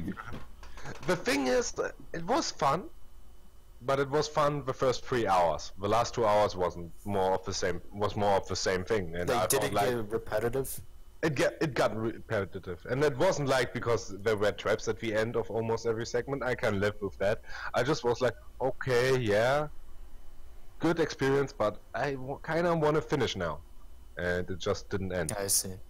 It didn't end when it should have. It sounds weird, I know. It sounds completely ridiculous, but I thought like perfect game. But let us finish now. And then like a stage came which looked like the final stage, but then it wasn't, and I had 2 more stages to do. I know exactly what stage you're thinking of too. I know exactly the one. Wow, Inferno. Thanks, man. What happened? Let me Screenshot. see. Okay, buddy. He broke the rule for today, Okay, even though he buddy. wasn't here. Inferno is banned. And then of course, I love the guy who made I Want to Be the Philosopher, but I still think that was one of us. Amazing! I Want Holy to Be the Philosopher shit. is just genius. Dude, I still haven't been that. I think it's still the most genius part of that game is that he came back after 3 months and patched the game and What updated the it fuck? and nerfed it. What? No way. Holy Like the fuck. original version, and nobody had the original version anymore except Pyonka. So we had to get it from Pyonka again, because in the original version you could have like multiple spikes stacked on top of each other, up to 3 spikes, towards the end, before the cherries came. So so you had like the middle section, which was a bit harder, but like it wasn't any different because the hard part was at the end anyway. But like he actually cared enough to release an update a few months later. That's amazing, dude. I actually can't believe that. Nah, Needed the more old philosophy. old version wasn't even dumb walls, because like it's changed back to 1 spike back when the bouncing cherries came. It was the exact same difficulty in the end. And then you're like, why? Why? I love fuck. games like that, dude. This is off topic, but Yeah. did you guys see the one of the makers of Ultimatum streaming the game? Wait, what? Yes, I saw Whoa, that. whoa, He whoa, was whoa. streaming Ultimatum 2. Who's? He streamed the first one as well before Ultimatum 2. Oh wow. I need names. Yeah. I need names. After that, Fate was like talking with him, and I think he got like a newer version of Ultimatum 2, and he was like playing through really far in it. Yeah, she did. It was pretty like wow. I don't know. Didn't expect to see. Was it Matt or Kyle? I don't remember. That was streaming. I think it was. No, I think it was Matt. I want to say. Too. probably. But regardless, it was really surprising to see him come back. Oh, they are? Is Ultimatum something like I want to be the platinum? Or, Palladium? Palladium? Is that wait? Nah, he's talking about No, platinum. I think. platinum. No, Platinum. Platinum is another game. It's It's a Yeah, very but- great game, by the a way. I just classic, huh? misheard. Like, is Ultimatum like a super good? I want to be the Ultimatum. Wait, I'm gonna YouTube that. You fucking remember or not? Is it? Oh my God, It's plastic. the one with the John star- Madden boss. It's the one with like the Star Wars shit, the Madden shit. And the John Madden boss. Yeah. Oh shit! Oh shit! Oh Yep. shit. Oh, I love. It's so I fucking. had to good. go on. I had to go on Delphoot to see what platinum was because I couldn't remember. But seeing the Stickman boss really reminded me. Dude. It's all coming back to me now. You found me, but is your end? Okay, alright. Right. Fuck. Well, I tried running that game once. It's fucking impossible. I think I've tried opening it once and it fucking just blew my computer. I don't know You why. died. I remember that. I fucking terrible. Oh my god. It was like a few days after you downloaded Fortnite and it Shut the exploded fuck your up. computer. Stop. You just look at the game and you already see it's a classic. I don't know what It's so good. like. I would put this next to I want to break the 8 Beelzebubs. Oh, amazing. Holy shit. I remember Fate fucking running that shit, like, daily. I It was remember too. great. I would Classic. support that. It was Oh, really baby, good. quite literally. I don't think I've seen this game, actually. Which one? A Yes, Beelzebub? Yes. Hey, Beelzebubs? Yeah, it has Xanto bees though, so it has to be good. Yeah, It's to amazing. play. You have to break the 8 Beelzebubs, bro. It's like one of the classics you need to play. The multiplayer. Yeah. Next stream, do it. We actually The coerced Wolfie in his next challenge. He's going to put 8 Beelzebubs in, and Let's go. also my destination boss. Oh, Hello, Wolfie. Wolfie, hello. Pingy Yeah, Wolfie. he's in for a ride. Dude, I'm still trying to get Wolfie to play Jackworld and Story. Stop. Enough. He's With the gonna play fucking Jack. backstory and He's- shit. He needs to. Not like that world he's gonna play. Alright. what is your destination boss? Is it released? No, I just made it for Moose as a birthday gift. Ah, It's okay. Moose to Nation, isn't it? I think you gave it. I think you gave it to me once, and I played it once, and I never did ever again. And it felt so bad I because gave it fuck. to you for training purposes to actually get good. Because it's hard, Right, you know? dude. I was running fucking Biotope, and you were like talking about fucking Destination, I think, or your Destination game or whatever. Yeah. Yeah. I never made that destination game. I only made the boss. No, yeah, I love the fucking classics. They're all good. It's always good to like fucking replay them, see them again, all in this fucking glory.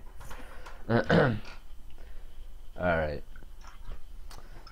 Well, I mean, we're cutting close to a 3-hour stream, even though we didn't want to. We still did, though. Yeah. Somehow we did another Dude, the hour. thing is that these podcasts are way too fucking fun to talk to, you know? Or talk, you know. Yeah, we gotta make With it everyone. more boring. True. Yeah, they have to suck a lot more. Yeah. Well, you know, etc. We gotta not talk more, make more silent pauses. I suggest that every hour we should interject a 10-minute moment of silence. Oh, sorry, go on. Sorry, go on. Sorry. Yeah, go on. And you also need like some advertisement banners to make some money. You need to make serious money. Yeah, we need money. We need to get sponsored by like Soylent or something. Fucking G Fuel comes through. Alright. Codenator. Alright. Well, Thank you all for having me. well. Me undies. Thank you, Pandy. Thank you. Alright. Thank you. Thank you, Pandy. It You're was fucking amazing. great talking Holy to you, shit. man. Thank you. Yeah. Thanks. It's amazing fucking talking to like the classics, you know? Amazing. The legends. The true oldies. The legends of the past. The legends. I'm 26 now. I'm with one leg in the grave. Fucking hell, dude. Fucking hell. It was nice Damn. because it was like actually about Fangames this time. You know, yeah, that's the thing about the other podcasts. It was just like memes and shit. Now it's kind of like, you know, a bit more serious. I like that. We need more guests like you. And I hope you guys enjoyed that, Mr. Chat, etc. Reen, Room, etc. Yes. Yeah, that was amazing. I love that. That was cool. Anyways, That was fucking great. outro. Anyways, Pepper Hands. Anyways. Fucking. Alright, we'll see you guys soon. We are gonna host Andres, actually. I think. Ooh. Let's Right? go. Yeah, I Yeah, approve he's playing solos real cool. Alright. Well, anyways, thank you guys for watching. I'll fucking see you guys soon. Whatever the fucking next podcast is, I don't even have 3 years. I don't even have any fucking 5 idea. Quite honestly. Yeah, well, Eventually, Tia. Sub. Sub for Cam. Suffer except Cam. for Cam. Except for Kim. Except for more Except fucking for Pandy Cam. Cam. I love that. Anyways, thank you guys for watching. I'll see you guys soon, etc. Have a beautiful evening, everyone. I'll see you guys later. See you guys. Amazing. Alright, we're done. Amazing.